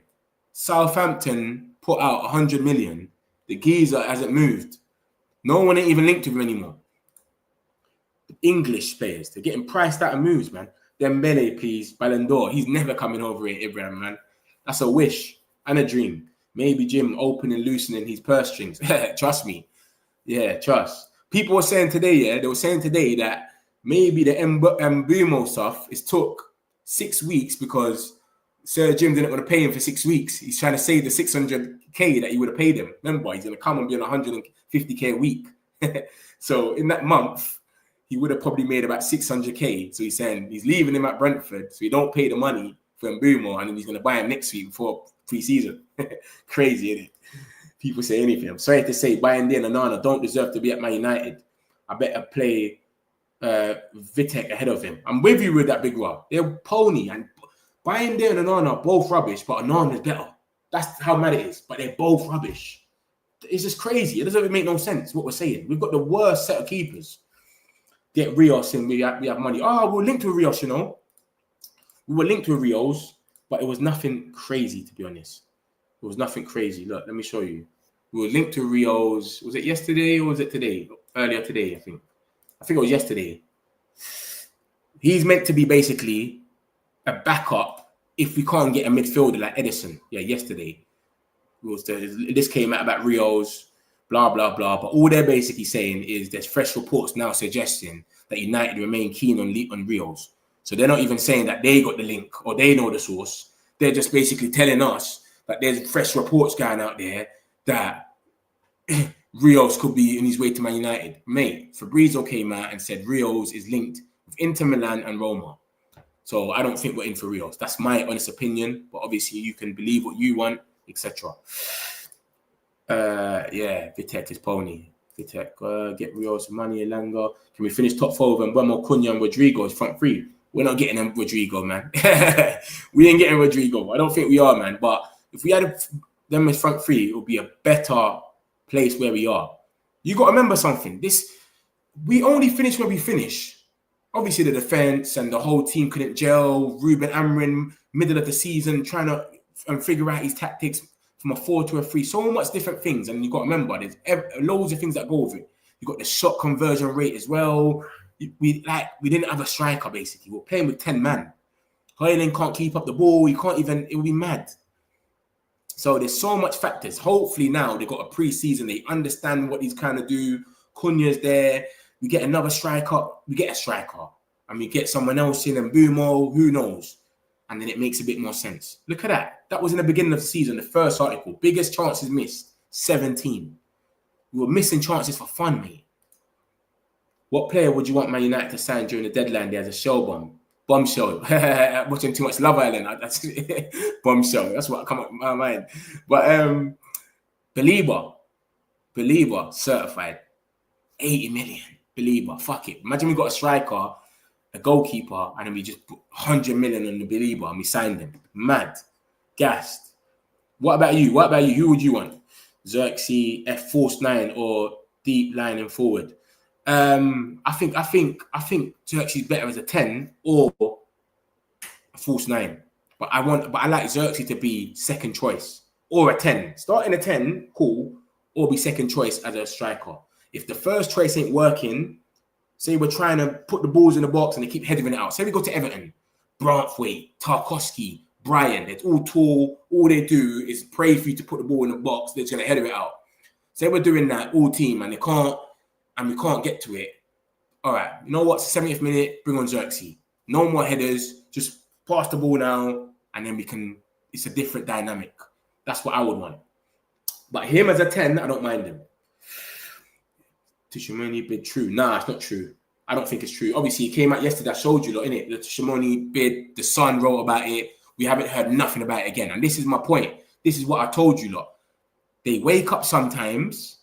And they just say, how can I make a story today? How can I get paid? And they talk about Man United. So take everything you see with a pinch of salt, mate. Please. Mbappe to Man United. Safe. No one wants Mbappe at the moment, mate. He's moving mad at Madrid. He's on and off. This guy is only 25 million. We should get him. Yeah, Richard Rios, we should, but we're not in for him. This is what I'm saying. See, there's a lot of signings that the fans want, and we're all raving for. Rios, Mateta, but we're not in for them. We ain't been linked to them by no one. I don't know, man. It's a weird one. Would you be happy with Sesko? No way. 93 million euros, and it's another project. That's the same thing as Højlund. We're doing the same thing as Højlund. We're buying a 20-year-old and hoping they become better in the future. He scored 13 goals in the Bundesliga. 13 goals. Omar Mamouche left the Bundesliga in January, went to Man City, and then by May, when the season finished, he still had more goals than Sesko. Stay there, brother. I think Ineos transfer window will open on deadline day. That's long. Yeah, that's a long time. We're going to be frustrated for a minute, and I tell you that. Before this current system, I didn't rate Sesko, but I can see him work better now. Nah, mate. I can't see it, bro. You can see it, I can't. I think it's another. The money is just too mad anyway. 93 million euros is crazy. I'd rather buy Ekitike. I swear to you. Ekitike's got a bit more to his game at least, but still, they're both. I wouldn't want both of them. They're too. Højlund is scarred, man, with this project thing. And Ineos ain't doing that anyway. Like, let's be real. We've seen what Ineos are doing. They're going for guys in their prime now. We've been linked with Watkins. There's been a report about Moyes Keane as well, but it's mostly Watkins. That's from Laurie Whitwell. And who else? Someone else that came out as well. I'll get you the strikers reports, but Sesko's he's 93 million euros. No one ain't buying him for that, bro. Arsenal walked away. They said this is long. So it's not going to happen. So, yeah, that's what's going on with that. Where's the strikers thing? Let me get you the strikers. Is it Moyes Keane was linked with? Laurie Whitwell came out the other day and said Moyes Keane is someone that we've kept tabs on. Nothing serious, but we've kept tabs on, and we've had probably the most tabs kept on him out of like everyone in the Premier League. So he didn't say we're gonna sign him or anything like that, but he was just saying that we're gonna think. Right, if I'm gonna buy someone, like I said to you, I keep telling you, though, if there's anyone that's the best out of all of them, it's probably Watkins, bro. I know the last report I just showed you, that he misses the most chances. That's the only little thing, but we've been linked with him by Laurie Whitwell, is reliable, and a few other journalists, but he is consistent. Look at his record, and that's in the Premier League. Do you know what I'm saying? So I will just go for him. I'll be real. Deadline day will be Osimhen. Osimhen wants the money, bro. Danes, he wants the money. He's going Galatasaray for the money. He said, I only want the money. I don't care about nowhere. I don't care about Man United and all that. I want the money. No one in Europe, apart from Galatasaray and who else? Juventus, I think, was in for him. No one else. No Premier League teams, nothing, because he would not drop his wage. He said, no, I want my money. Gyökeres is a big bombshell. I don't even want Gyökeres no more, you know. See, at first, I was like, nah, man, let's get Gyökeres. If Arsenal don't get him, I was gassing it up. You see now, I don't even bother, because the way Fabrizio's coming out every day and saying Arsenal only at the end of every single video, I don't want Gyökeres. Every single day he says it. Arsenal, Gyökeres, Arsenal only. I say, yeah, I don't want him. He's making it clear he only wants Arsenal. I don't want it. Apparently, Sporting President said if no one pays Victor Sell, he will stay reporting for the next 3 years. Safe. I don't believe that. I think it's mind games, isn't it? That's what he's doing, isn't it? Seriously speaking, these players that Manchester United are linked with can't take us where we belong. Rios, these young players. Go bid for Edison. Edison's who we're linked with. Let me show you an article about Edison. We're linked with Edison. I think we're going to go for Edison. Literally. We're going to go for Edison. That's the last player for midfield that we keep being linked to is Edison. There's no one else that we've been linked to more than Edison. So we're going to go for Edison. And he suits what Ruben Amorim's trying to do. Someone that's intense, running at you left, right, and centre. He suits all of that. So it's going to be that. Let me show you. This is what got said about Edison. That's why I keep telling you, look, all that Richard Rio stuff is the fans pushing it. We're not really in for Rios. It's been some shit sources that's saying that. It's not no one solidified saying Man United want Rios. Fabrizio came out and said Inter Milan and Roma are basically in for it. This is the stuff that's coming about Edison. Rob Dawson, reliable. If Man United can boost their budget with incoming transfer fees, there might be headroom to move for a midfielder like Atlanta's Edison or Crystal Palace's Adam Wharton. So this is midfield. Look at the next one. That's Fabrizio Romano in April. Look at the date at the bottom. April. He says Man United have discussed Edison during a meeting with club directors and Ruben Amorim. United made contact with the players' camp a few months ago to show their interest. He's seen as one of the ideal midfield candidates. That's in April. The season was still going on. We made contact with him. That's from Fabrizio Romano. And then Alfredo Padula, he's kind of a right for Italian news. He said last summer, Man United offered 50 million euros, which is about 42 million pounds. But Atlanta wanted 60 million euros, which is about 52 million pounds. Man United and Atlanta are still currently in talks, and we'll have to wait to see if any significant develops in their discussions in the future. So Edison is our top target, bro. But we're not there yet where we're looking at midfielders to buy right now. If we was, we'll probably go for him. 100%. A report about Edison comes out like every 2-3 weeks, and it just boosts it up. But this is the last of a solidified one. When I'm saying solidified, I'm saying by 3 reporters that are kind of reliable. Fabrizio, Rob Dawson, kind of reliable. So yeah. Let's get to the next one. Wharton or Belieber. Safe. I'll go for Belieber. I like Wharton as well, but Belieber's just got the pace. I don't know, man. I just feel like he's more... Wharton's good. They're both as good, man. They're actually both as good, but I'll go for Belieber. Yeah, I'll go for Belieber still. Knowing the Glaze, I wouldn't put it past them. A deadline bomb. Bro, we just need to start selling, man. If we start selling, there'll be no excuses. We'll start seeing transfers. But I feel like they got that excuse right now not to do nothing because they've let it be known we're broke. We need to sell before we buy. That's been said by all the journalists. We need to, as soon as after Mbeumo, we sell and then we buy. Everyone said that. if we get rid of Sancho, Rashford will be able to pay the wages to Osimhen. Awesome. Yeah, but are they going to want to pay the wages to one person like that though? Do you get it? And you're only coming for the wages. Think about it. Do you really want someone that's not really committed to the team just for the peas? You know what I'm saying? I would want Osimhen. That's my number one. Out of all them strikers, I want Osimhen. He scores goals with his head, left, right, everything. Put him in the box, he's going to score goals. Gyökeres don't score goals with headers and stuff like that. There's certain, everyone's got their little, but Osimhen just seems like, yep, he's gonna bang. No matter where he goes, he's scoring. So, but are you really think you're gonna take out 300k and pay it to Osimhen and fuck up the wage structure, and they're taking all these people's jobs, putting up the ticket prices every week, all of this stuff, and they're gonna go and put 300k on one person? They're trying to get rid of that. Rashford leaving, that's 300k gone. Sancho, that's close to that gone. Casemiro's leaving on a free next season. We're only going to have one more player that's like close to like 300k from them. And that's our captain, Bruno. So they're trying to clean it up a bit. So everyone that comes in, Mbuemo, 150. What's his other name? Cunha, 150. They're trying to do that. Prove yourself, and then we'll give you a contract extension.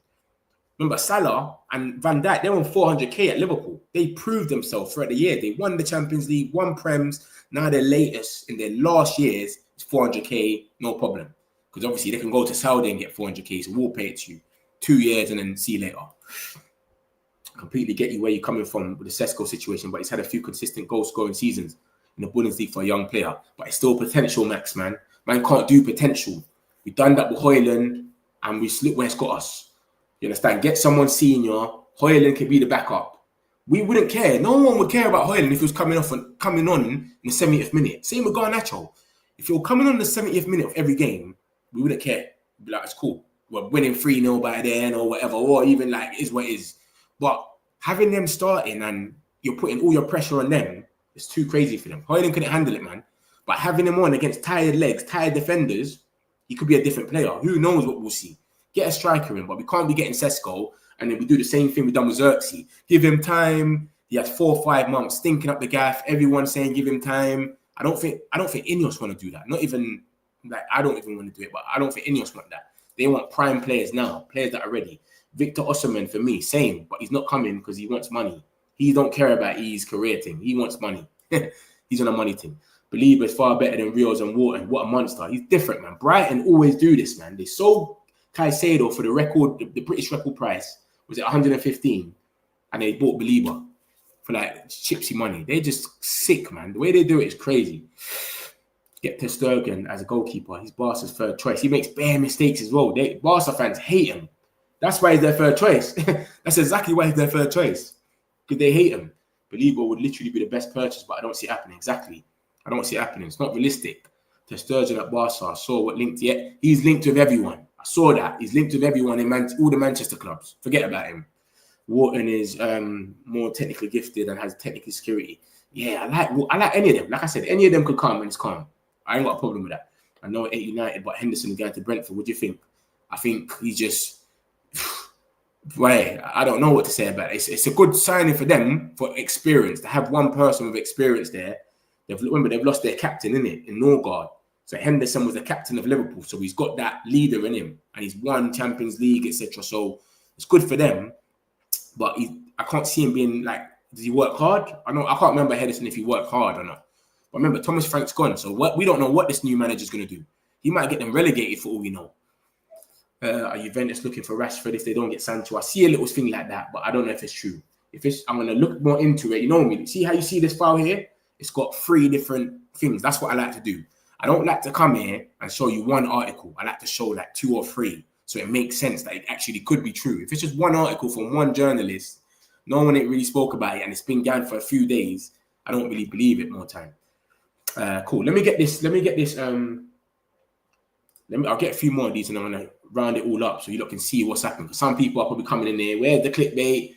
Rodrygo and Mbuemo. I'll show you. Don't worry. Go all day. Can sign. Go all the way. It's the way. Yeah. I've gone mad. Go all the way to sign Osimhen, Edison, and another goalkeeper next season. Can be a different game, different team, compete for trophies. 100%. But Osimhen, it's not happening. Let's be real, man. He's picked Galatasaray. They're paying his wages. He's on like 300 something K Fenerbahce's paying Duran's wages from Saudi, 310. They got some mad money to pay wages over there. I don't know what's going on, but we're not going to do that. Ederson is very likely. That's the only one I would say, but we ain't there yet. We still need to buy a striker first, and we need to sell. We need to sell, buy a striker, then probably sell and buy a midfielder. Ederson is definitely most likely to happen, 100%. Am I in the right place? I'm looking for a comedy show and I stumbled on this transfer show. Yeah, man. You know, you can stay still. You can definitely stay. What's that? Liverpool. What's that Liverpool badge you got there? Definitely not a comedy show still. I would go for Ederson. Watkins misses a lot. Yeah. I didn't know that Watkins misses that much, but I've seen with the eye test that he can be a bit thin. But we'll see. Let me think. Let me show you what's going on anyway with this. The rest of this. Of the news, for those that's missed it, I know there's more people that's come in. So basically, Onana's got injured. Mike McGrath has broke the news. He's come out here and said Onana suffered a hamstring injury in pre-season. He's set to miss. No, he suffered a hamstring injury in pre-season. Set to miss tour. Race to be fit for start of the Premier League. Man United to weigh up going in for another keeper market. Ben Jacobs basically says the same thing. He bigs up McGrath for breaking the news. He says, "Yo, you broke the news." Boom, boom, boom. And then, 4 to 6 weeks out, planning for Onana to train with Man United after they return. So Ben Jacobs says plan to after they return. And then Chris Wheeler says the plan is for Onana to still go on the preseason tour and have treatment there. I told you already about Onana. This geezer plays a big part in the dressing room. He's always loud. You see the way he runs off the goal line. Every time we score, he always wants to be involved. He's got main character syndrome. So he's not missing the tour. He wants to be there still. Do you understand? So, he's going to be at the tour still. He'll get treatment, but he's missing everything and he's not getting sold this summer. So, Onana's not getting sold. Forget about it. The replacements, we look at Bayern possibly leaving. Who knows? But it's come out. Soon as look at the dates, yeah? Remember I told you, I would put the dates in the time. Look at the date of the first article. 1:51. McGrath has broke the news Onana's injured. And then look at this. This is what I tell you about Man United. Look at the dates now. Look at the time now. Look, 3:56. Team talk saying now we're linked with Donnarumma. We've got serious interest in Donnarumma. The Lamin stuff and Vitek stuff, that's from McGrath. So that's actually from the article when it came out, but he obviously just put it a bit later. We're in for Lamins. It could be Lamins or Vitek. He plays for us already. He went on loan. His loan was good, and we might build him up for the first team. Obviously, he's going to be on pre-season. Pre-season, I'm sure you lot have watched pre-season. We'll take 20-something players there. 10 players will play the first half. The other 10 players will play the second. 11, as if there's 10 players that play. 11 players will play the first half, then 11 players. So he's going to play Vitek anyway. But I don't think we rate him that highly, or we wouldn't have kept Tom Heaton. We would have said, we don't need you, Tom Heaton. See you later. We got Vitek, Bayern and Onana.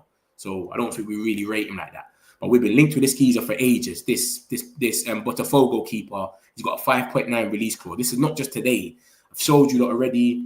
There's loads of reports of us being linked with him. Brazil went crazy. They've been linking us with him for a whole week. So we was going to go for him anyway. I think we was going to go for him for Bayern because Bayern only cost us about 3-4 million. So get rid of Bayern with that 3-4 million and then go for John Victor, replace him. And this is what I think the plan was originally, yeah? Get rid of Bayern 3-4 million, pay John Victor's release clause, 5.9, and then AFCON's going to happen in December, remember? So Nana goes AFCON.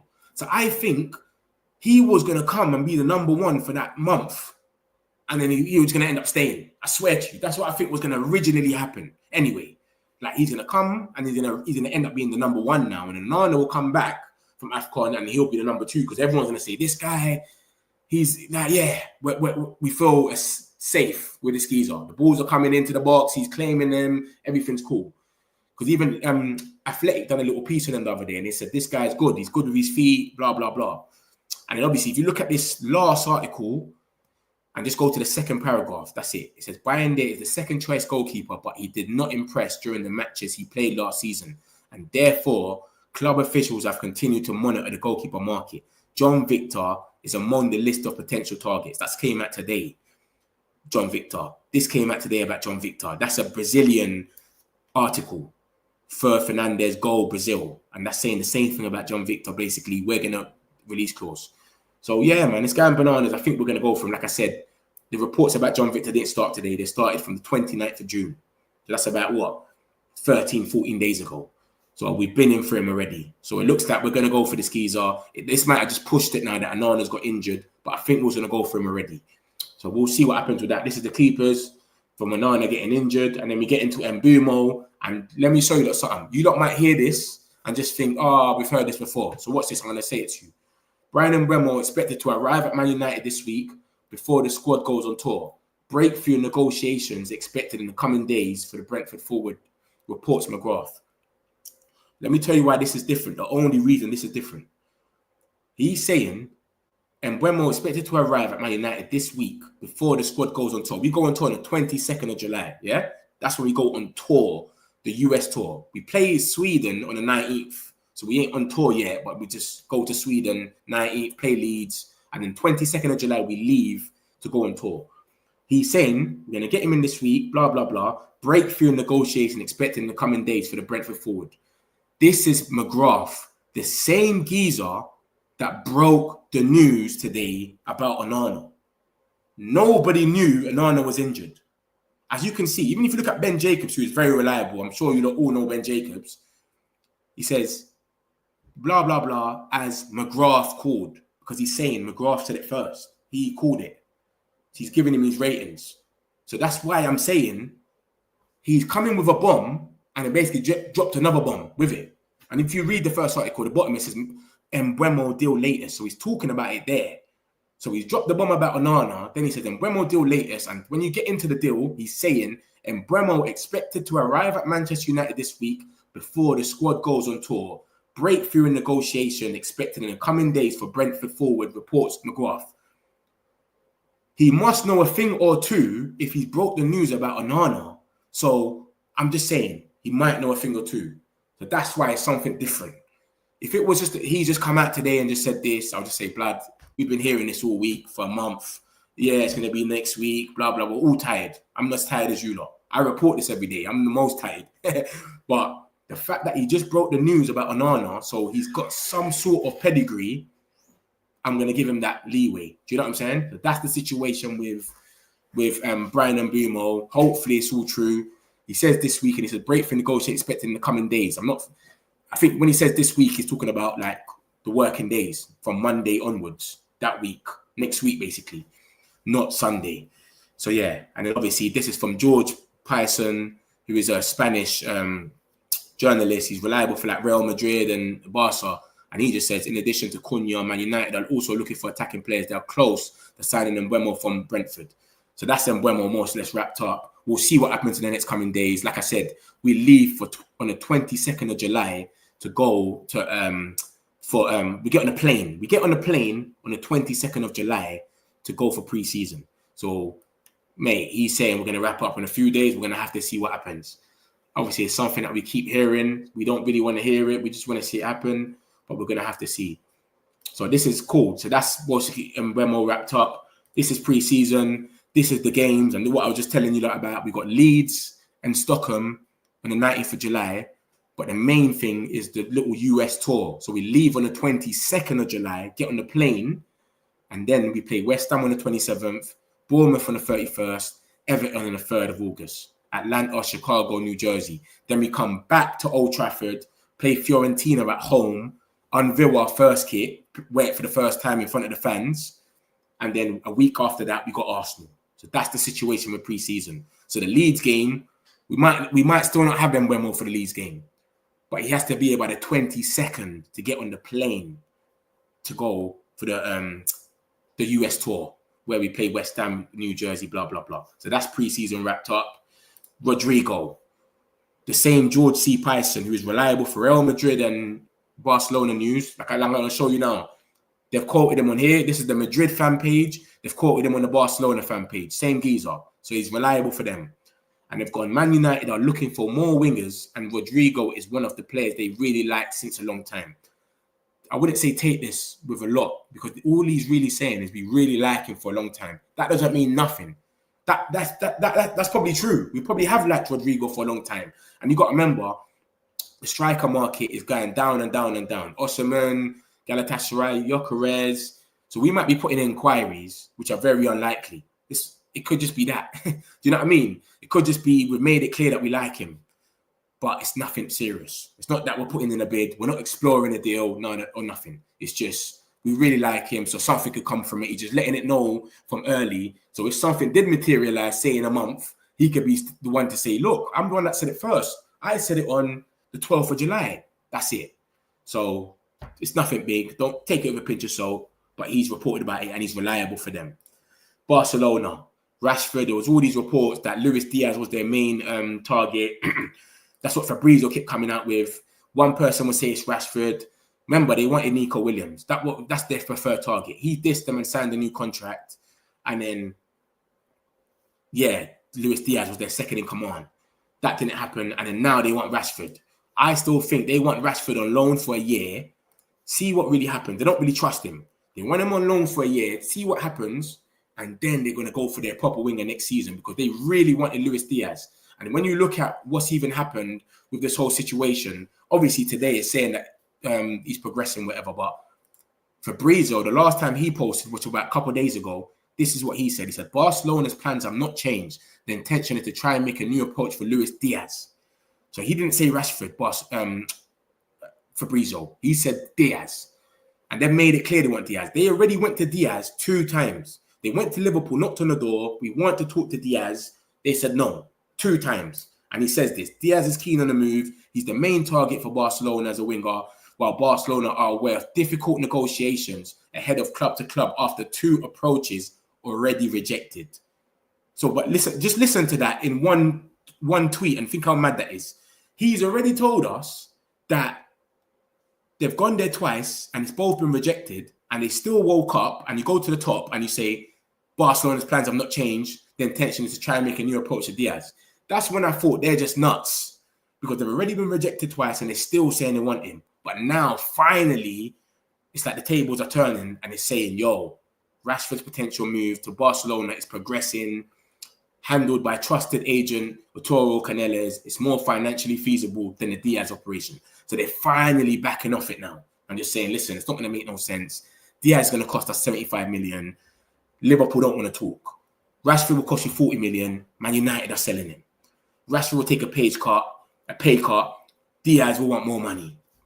It doesn't add up. Rashford is ready. He's twerking. Lamine Yamal, I want to play there. He's liking tweets in Barcelona. He's on their page now. He actually follows them and everything. He's following them, everything. He really loves them. He's twerking for them. He's doing everything he can to get the move. And then you've got Luis Diaz, who is obviously, rest in peace, Jota. He's grieving. And remember, can you really go to Liverpool at this time when they're going through all of that stuff, when they've already rejected you twice? Come on. You can't really go back there, man. So that's the situation. Rashford is proper tweeting for them. So yeah, that's Luis Diaz ain't about basically no more. The financially is 40 million for Rashford. And then it says Marcus Rashford is still putting pressure on making his Barcelona move happen. And then it gets broken that someone that they're saying is tier 1 for them, Albert FC. They put the tier 1 thing, the one on the medal.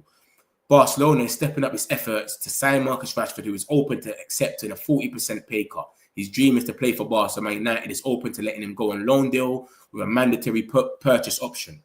So we don't mind letting him go on loan unless it's mandatory. But remember, West Ham is firm. Ben Jacobs came out yesterday and said, we're moving stern. We just want our 40 million. You showed your hand already by showing us you wanted Nico Williams. Nico Williams has a release clause. You can't loan a player on a release clause. You was ready to pay the 50 million for Nico Williams. Give us our money, brother. We want 40 million. That's £10 less. So we're not having no loans right now. But soon, I reckon they're going to wait to the end of the window, come in for a loan, and then test it out. But like I said, he's twerking for them. This is what he was doing. It came out earlier that Deco is the main hurdle. He's like their sporting director, and he's not. They're having disagreements about Rashford. They're not really too sure. But what I just showed you is the most recent. So it's good. But this was earlier. And like I said, Rashford has liked Barca's latest post on Instagram. And look at the posts. They're looking at 15 or something amazing goals we've scored in the last season. He's looking at their last season goals and liking the post. He's following them. The only thing he hasn't done is touch the grass on the Camp Nou. He might go pre-season and watch them. Literally. He might literally go and watch them on pre-season, play games. That's how he's moving. So yeah, Rashford, that situation with him is progressing. So that's the situation with Rashford. Hopefully this ends up happening ASAP. Because remember, he's an academy product. If we get 40 million for him, we can spend up to 120 million because he's an academy product. That's what happens. You can spend up to 3 times more. So hopefully he goes. And his wage is 300k or whatever it is. We need that off the books, mate. So that's Rashi. We're linked with this Barca Wonderkid, whatever. I don't know who he is. I don't even know him. People said he's a Wonderkid. His name's Casado or Casado, probably because he's Spanish. Ruben Amorim considered Casado as the ideal replacement for Ugarte in Man United's midfield. Arsenal and Chelsea also previously inquired about him, but Arsenal have signed Zubimendi and Norgard. Listen, I don't know if this is true. Mundo Deportivo, he does do a lot of things for the Spanish, like Real Madrid and all of that, but I don't know. Maybe we might have just inquired, but I cannot see us paying £85 million for him. He's got a release clause of 100 million euros. This is why we've walked off with Ekatike, same price. We're not doing that right now. And this geezer, I don't even know him. So what is he really doing over there? Is he really a baller? I've never heard of him in my life. I watch Barcelona sometimes, Champions League and that. They're not playing him. You know what I'm saying? So I don't know. He might be a baller, I don't know. But we probably just inquired and they're just making a story because we're Man United, whatever. But who knows, innit? It's here. We talk about it and we'll see. Something might develop tomorrow. Who knows? But I saw something that Ruben Amorim likes Ugarte. So I don't even know what that's about. That he wants to replace him. But we'll see. We've got the freedom fighter. He's dying for freedom. We want to give him freedom. He wants freedom. Basically, look, let me go back actually. Freedom fighter, this came out earlier on. Yeah, last night it was said Juventus have offered us £8 million. In our money, pounds, euros is 10 million plus add-ons for the freedom fighter, Jadon Sancho. And that's what DiMarzio said. DiMarzio used to be good for Italian news. Now he's a bit shaky. He's on and off. And then we got Alfredo. He come out and basically said the same thing. The contacts are confirmed, blah, blah, blah. And yeah, so that came out that we've offered. No one else ain't really spoke about this bid today. We ain't had no one talk about it. No Fabrizio's or nothing. So I don't know if it happened or not. But then he came out again about 2 o'clock and he said new contacts are taking place between Juventus and United to reach an agreement for Jadon Sancho. They are pushing for the player. And then Core Sport, who is an Italian-based like sports thing, he said Jadon Sancho has reached an agreement with Juventus for a salary of $6 million per year. The English winger currently prioritizes a move to Juventus. Remember, Sancho's whole thing, everyone already knows we just want 25 million. Everyone's already said, Fabrizio said everyone will pay that. The whole thing with Sancho has always been his wages. Who's going to pay the wages? Napoli came in, said no. Chelsea had him, they said no. 200k, they tried to pay him, he said no. So I don't know what this geezer wants. Maybe he wants what he's on now, 300k or whatever. Ben Jacobs came out yesterday and said he can only get that in Saudi. If he's not in Saudi, it's not going to happen. And then obviously, reports are coming out in the recent days that he wants us to pay him off. He wants us to pay him off for his contract. Severance is called. So because he's got a year left, we've got to pay him off. Like, it's all mad. It's all mad. So basically, he's negotiating with Man United to get paid off. So maybe, that's what I said, maybe Juventus are basically saying, we will pay him off that money that you lot need to pay him off. So let's just drop the price. So drop it to 8 million and we'll give him the 5-6 million that he wants from you lot or something like that. I don't know. Maybe that makes sense for this. But like I said, no one solidified has came out and backed that bid and said 8 million came in earlier. So I don't know. But that's the situation with Sancho. That's the latest on the freedom fighter. He hasn't got freedom yet. We haven't got freedom yet. So we just got to wait and see. Watkins, this is the last guy that I think we should be going for as a striker, realistically. If you don't think there's anyone else out there as a striker, I think Osimhen's already dissed us. Gyökeres is dying for Arsenal. Ekatike is too expensive. He's 85 million. You lot tell me who you lot think we should be going for. I don't think there's anyone else that we can go for in this market that's going to make any more sense than Watkins. He's gone free. He's never gone minimum 11 goals. Even when Aston Villa were fighting relegation, he's never scored minimum 11 goals. His last 3 seasons, he scored minimum 16 goals. 16 goals in the third one, 27 goals, and then 17 goals last season. So he's got a bit of consistency in the Prem, at least. I think he's the last person on that list. And when you look at this list anyway, the last one on the right, you can see what Ineos are trying to cook, really. If they go for Watkins, Cunha, and Mbuemo. They said we need goals, and they said, fuck that. Let's just go to the top scorers list and just grab 3 players out of there. So, yeah, that's the last person. We're linked with him from court offside 2 days ago, but we've been linked with him from Laurie Whitwell and other reliable people. So I know that we're kind of in for him, but he's 60 million, 29 years old. That is the obstacle. So we'll see what happens with that. And obviously we got linked with Richard Rios guy yesterday. And they're basically just saying, yeah, there's links about Richard Rios, that Man United might be in for him. But I've already, like, a lot of people come in this chat all the time and ask about him. And I always tell you, lot, that we're not really linked with him. Like, from everyone I see get linked to Richard Rios, it's never really Man United. It's always other teams. So they've come out yesterday, linked us to him and said, basically, because of his performances in the Club World Cup, apparently we're linked with him. But like I said, I ain't seen nothing solidified from someone that I can vouch from that has linked Richard Rios to Man United. Do you know what I'm saying? He's only been linked by caught offside. They're not the most reliable, are they? Do you know what I'm saying? He's been linked to us now, but this is what it's been before. Look, this is that one article. Man United are eyeing Richard Rios and are considering a move for him.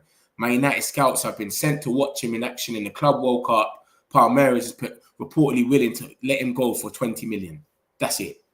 Everything else, Fabrizio, reliable. Nothing about Man United. He's talking about Inter Milan. And he would have definitely said United. And then it's got Inter Milan's actual fan page, Inter Extra. They're saying they're in for them. So is Tottenham. So is Forest. And so is Everton. Nothing about us. So this is what I'm trying to say. There's two people that everyone wants, that all the fans keep asking for, that we're not linked with. And that is Mateta and Rios. A lot of people keep asking about them and we're not linked with them at all. So, yeah, that's that. And then we got this. Put this out yesterday. This was basically the transfer window of the big six. Everyone's bought. Liverpool bought Wirtz, Frimpong, and Kirkez, and that Dashavi, whatever his name is. He came from Valencia. They bought him last season, but he's coming this year. And another keeper. I don't know who that other keeper is. Arsenal bought Zubomendi, Norgard, Kepa, Madueke, funniest signing ever. Reinders, Ait Nouri and Turkey, and then Bettinetti, whatever his name is, this keeper. He come from Chelsea. Chelsea have just bought so much people that they can't even fit into the picture. I don't even know half of these geezers. But yeah, the first one's Estevio, João Pedro, Delap. I didn't know who this geezer was for ages. I was asking for time, and someone told me it's Kendry Pires. I don't know who that is next to him. Probably Gittins. Sarr. I think Sarr. Wiz said it was Sarr, I think it was. And then probably Gittins at the end. So they've gone mad. We've only bought Konya, of course. Tottenham, I bought fucking manager, Frank Kudus. This geezer cost them 5 million. He's South Korean. And then got Gibbs White's obviously on hold right now. But they've bought him, obviously. It is where it is. So look at that. You wouldn't think Liverpool won the league and we finished 15th. You would think it's the other way around. Because if we won the league, if Liverpool won the league, that means their team is already good enough to win. They only need one addition. You finish 15th, you're meant to go out there and go crazy. We done shit. You wouldn't think it. You would think that we won the league and we bought one player to add to our team that's won the league, and Liverpool have just finished 15th. They're trying to build up their goalkeeper, their strikers. It's crazy, bro. It's crazy, but it's where it is, and what can we do? And obviously, we got the sell-on fees. This is the only money we've made in this transfer market. It's sell-on fees for Elanga and Carreras. So we've got about 13 million. And then remember, guys, we got 5 million from Chelsea sending back Sancho as well. So we've made about 18 million. So that's why I keep saying, I don't know what the hold-up is with Mbuemo because we've got 80 million there. So if it's money, we've literally got the money there. It doesn't make no sense. So I don't know what is taking long with this money. I don't know. We're gonna see. And hopefully the Mbuemo news is true, and then we end up seeing something this week. But I don't know. And then I obviously showed you these stats. This was us last season. At one stage, it was big chances missed. I don't know when this came out, but it was at one stage. So we didn't end like this. But this is how we've been rocking. Everything else here is how it ended. These 3 other ones is how the season ended last season. Look at the shots on target per match. We was 12, so we was having a few shots a game. But look at the shot conversion rate that's under Manchester United. It says Manchester United, and look under that. Shot conversion rate, and then compare it with every single team on that list. and look at who we finished on top of. Shot conversion rate. That's when you score. So we had so much shots that we were 12. We had more shots than Aston Villa. We had more shots than Forest. We had more shots than all these teams. Look at how much we scored, the conversion rate. Look at that. And then look at who we're on top of out of that. Only Southampton. So technically, we should have got relegated, really. Really. But remember, shot conversion rate, like penalties and that, I don't think it counts all of that. But, mate, we should have got relegated. When you look at it, every single team on this list got a better shot conversion rate than us. And this is the second half of this, remember. Where we don't get in the top 10, the top 8, whatever it is. Southampton was the only team that we was on top of. Every team, even Leicester that got relegated, even Ipswich Town, they had a better shot conversion rate than us. Liam Delapinat, they're scoring goals. Vardy, they're scoring goals. We had the worst. Terrible. Apart from Southampton, we were the worst in this whole half. Then you go to the next one. I just wanted to show you like that, to show you like the goals and assists. Salah went crazy, 47. And Mbuemo's in there with 27. Cunha's in there with 21. That's goals and assists together. And Bruno with 18. And then obviously this is big chances missed. I know I just gave Watkins some prop. 15 goals in 3 seasons, etc. But he missed the most chances last season, 27. So we got to give him some time if he does come back, because seriously. But yeah, man, so that's basically most of it wrapped up. I'll take a few more of these. Smash the likes, people. Love for that, Harvey, man. That's my guy, man. Love for that, man. Appreciate it, bro. What's the latest update on my United transfer news? I'm sure you just saw that, yeah, Prince? You just see me wrap that up. Or did you miss anything? 365 scores on social media saying City wants to Sturgeon. I don't believe that, man. Are we still wasting time? It seems like it. Oh, apparently, TK might go to... Yeah, I saw that still. Fabrizio. This guy's trying to promote his thing here. Safe. Time out.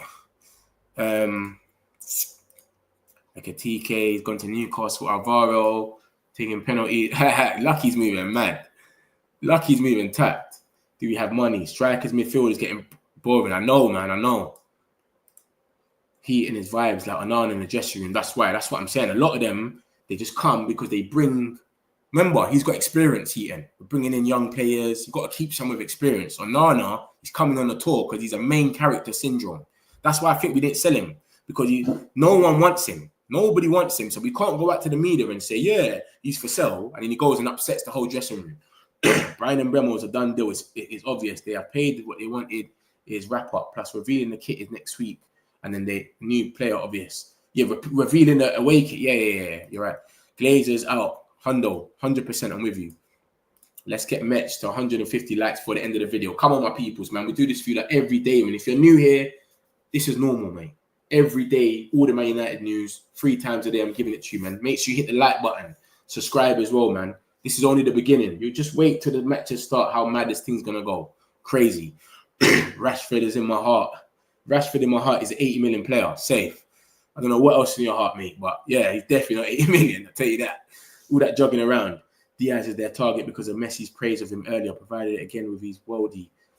Bruv, but they don't want Diaz no more. So they're saying they're going for Rashi full now, which is good. He's their top priority. So we'll see. Yeah, MetricBay. The same as the YouTube is on everything. Twitter, TikTok, whatever. MetricBay. The exact same as the YouTube handle. Yeah? At this point, just let Cheeto, Obi be our starter. This is what I'm saying, man. It's putting too much pressure on the little kid. We made him start against, was it Brentford? He came on, or he started.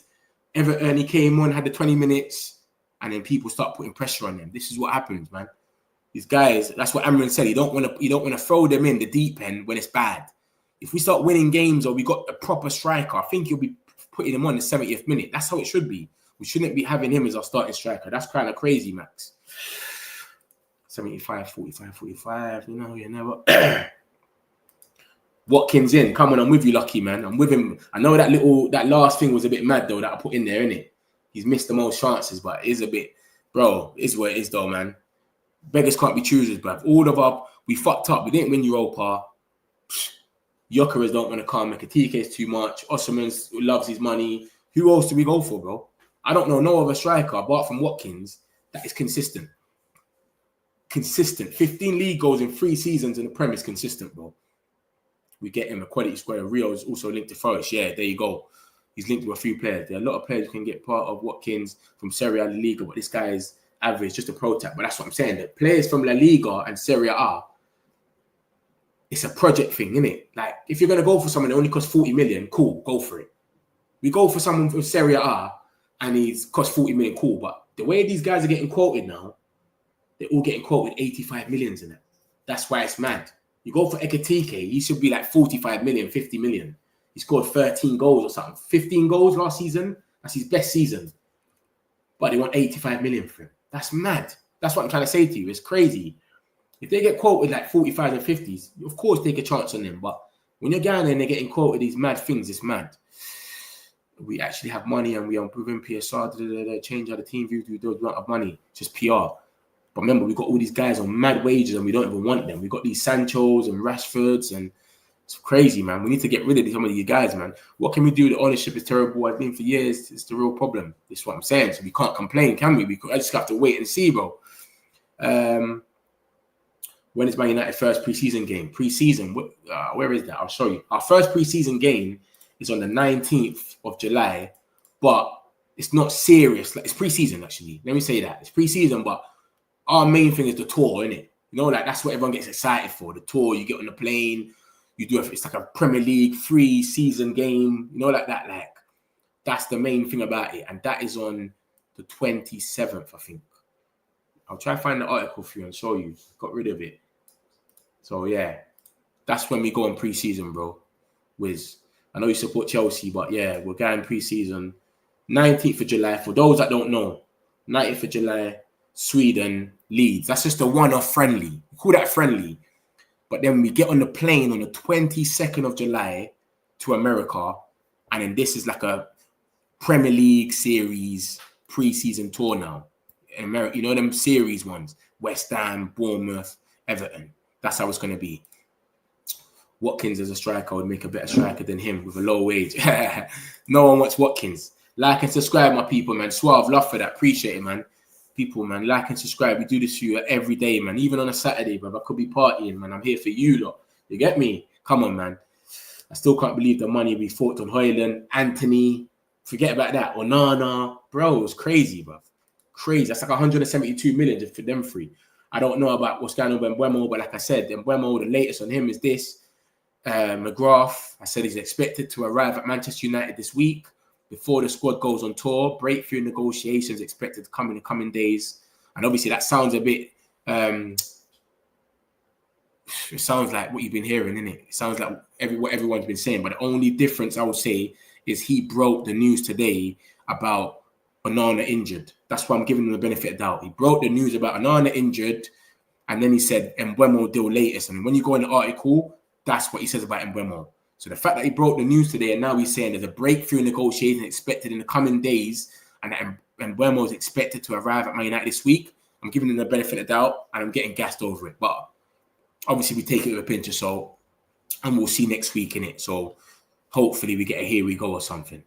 So we'll see what happens. Leeds next week. Yeah, Leeds next week. And then the 22nd, we got on the plane. Remember that, guys. Yeah? So we need Mbuemo here within 10 days. If Mbuemo's not here in 10 days when we got on that plane on the 22nd, we're pissed. Literally. We're going there with just Cunha. Players outside of Premier League are all risks, actually. Exactly. It takes a bit longer as well. Serie A, very bad league. Not be disrespectful league. Hey, Lucky kills me. This geezer's tapped. It is a lot and I'm proven. Rashford glad once. Fits by a minute, fits all big clubs. Hey, Lucky moves mad. It's like he's arguing with himself. Raul Fernandez, Teo Malacia, 10 million. We're going to get probably like 3 million for Malacia. We'll probably give him someone for free. We should give him to like Sunderland or something. And Mbeumo, here we go next week, hopefully. Hopefully, man. I'm on with you, man. Hopefully. He's tapped in it. Lucky is just arguing with himself. He's so angry. Rashford needs to go. Look. Watkins transfer can be done. 46. Rashford, look, he just goes mad with it. But hey, listen, my peoples, man, I've been here 3 hours. I broke the record for myself today. Yeah. But big up all of you that have been in the chat. Appreciate all of you lot, man. I keep telling you lot, this is the beginning. It's only going to get madder. If you ain't subscribed, make sure you subscribe. I'm here every day with all the news, the daily news. Like on your way out, all of you lot. Big up yourself. I hope all of you that have a good Saturday. And I'll be back soon. Yeah, in a bit. Big up yourself, Harvey, as well, man. Love. Got some celebs, pull up local. You know we up next, pull up mobos. They gon' be there on repeat, they like, oh no. Where's the mix it up, let's take a photo now. But for now, I'm local. For now, preserve the beat, I'm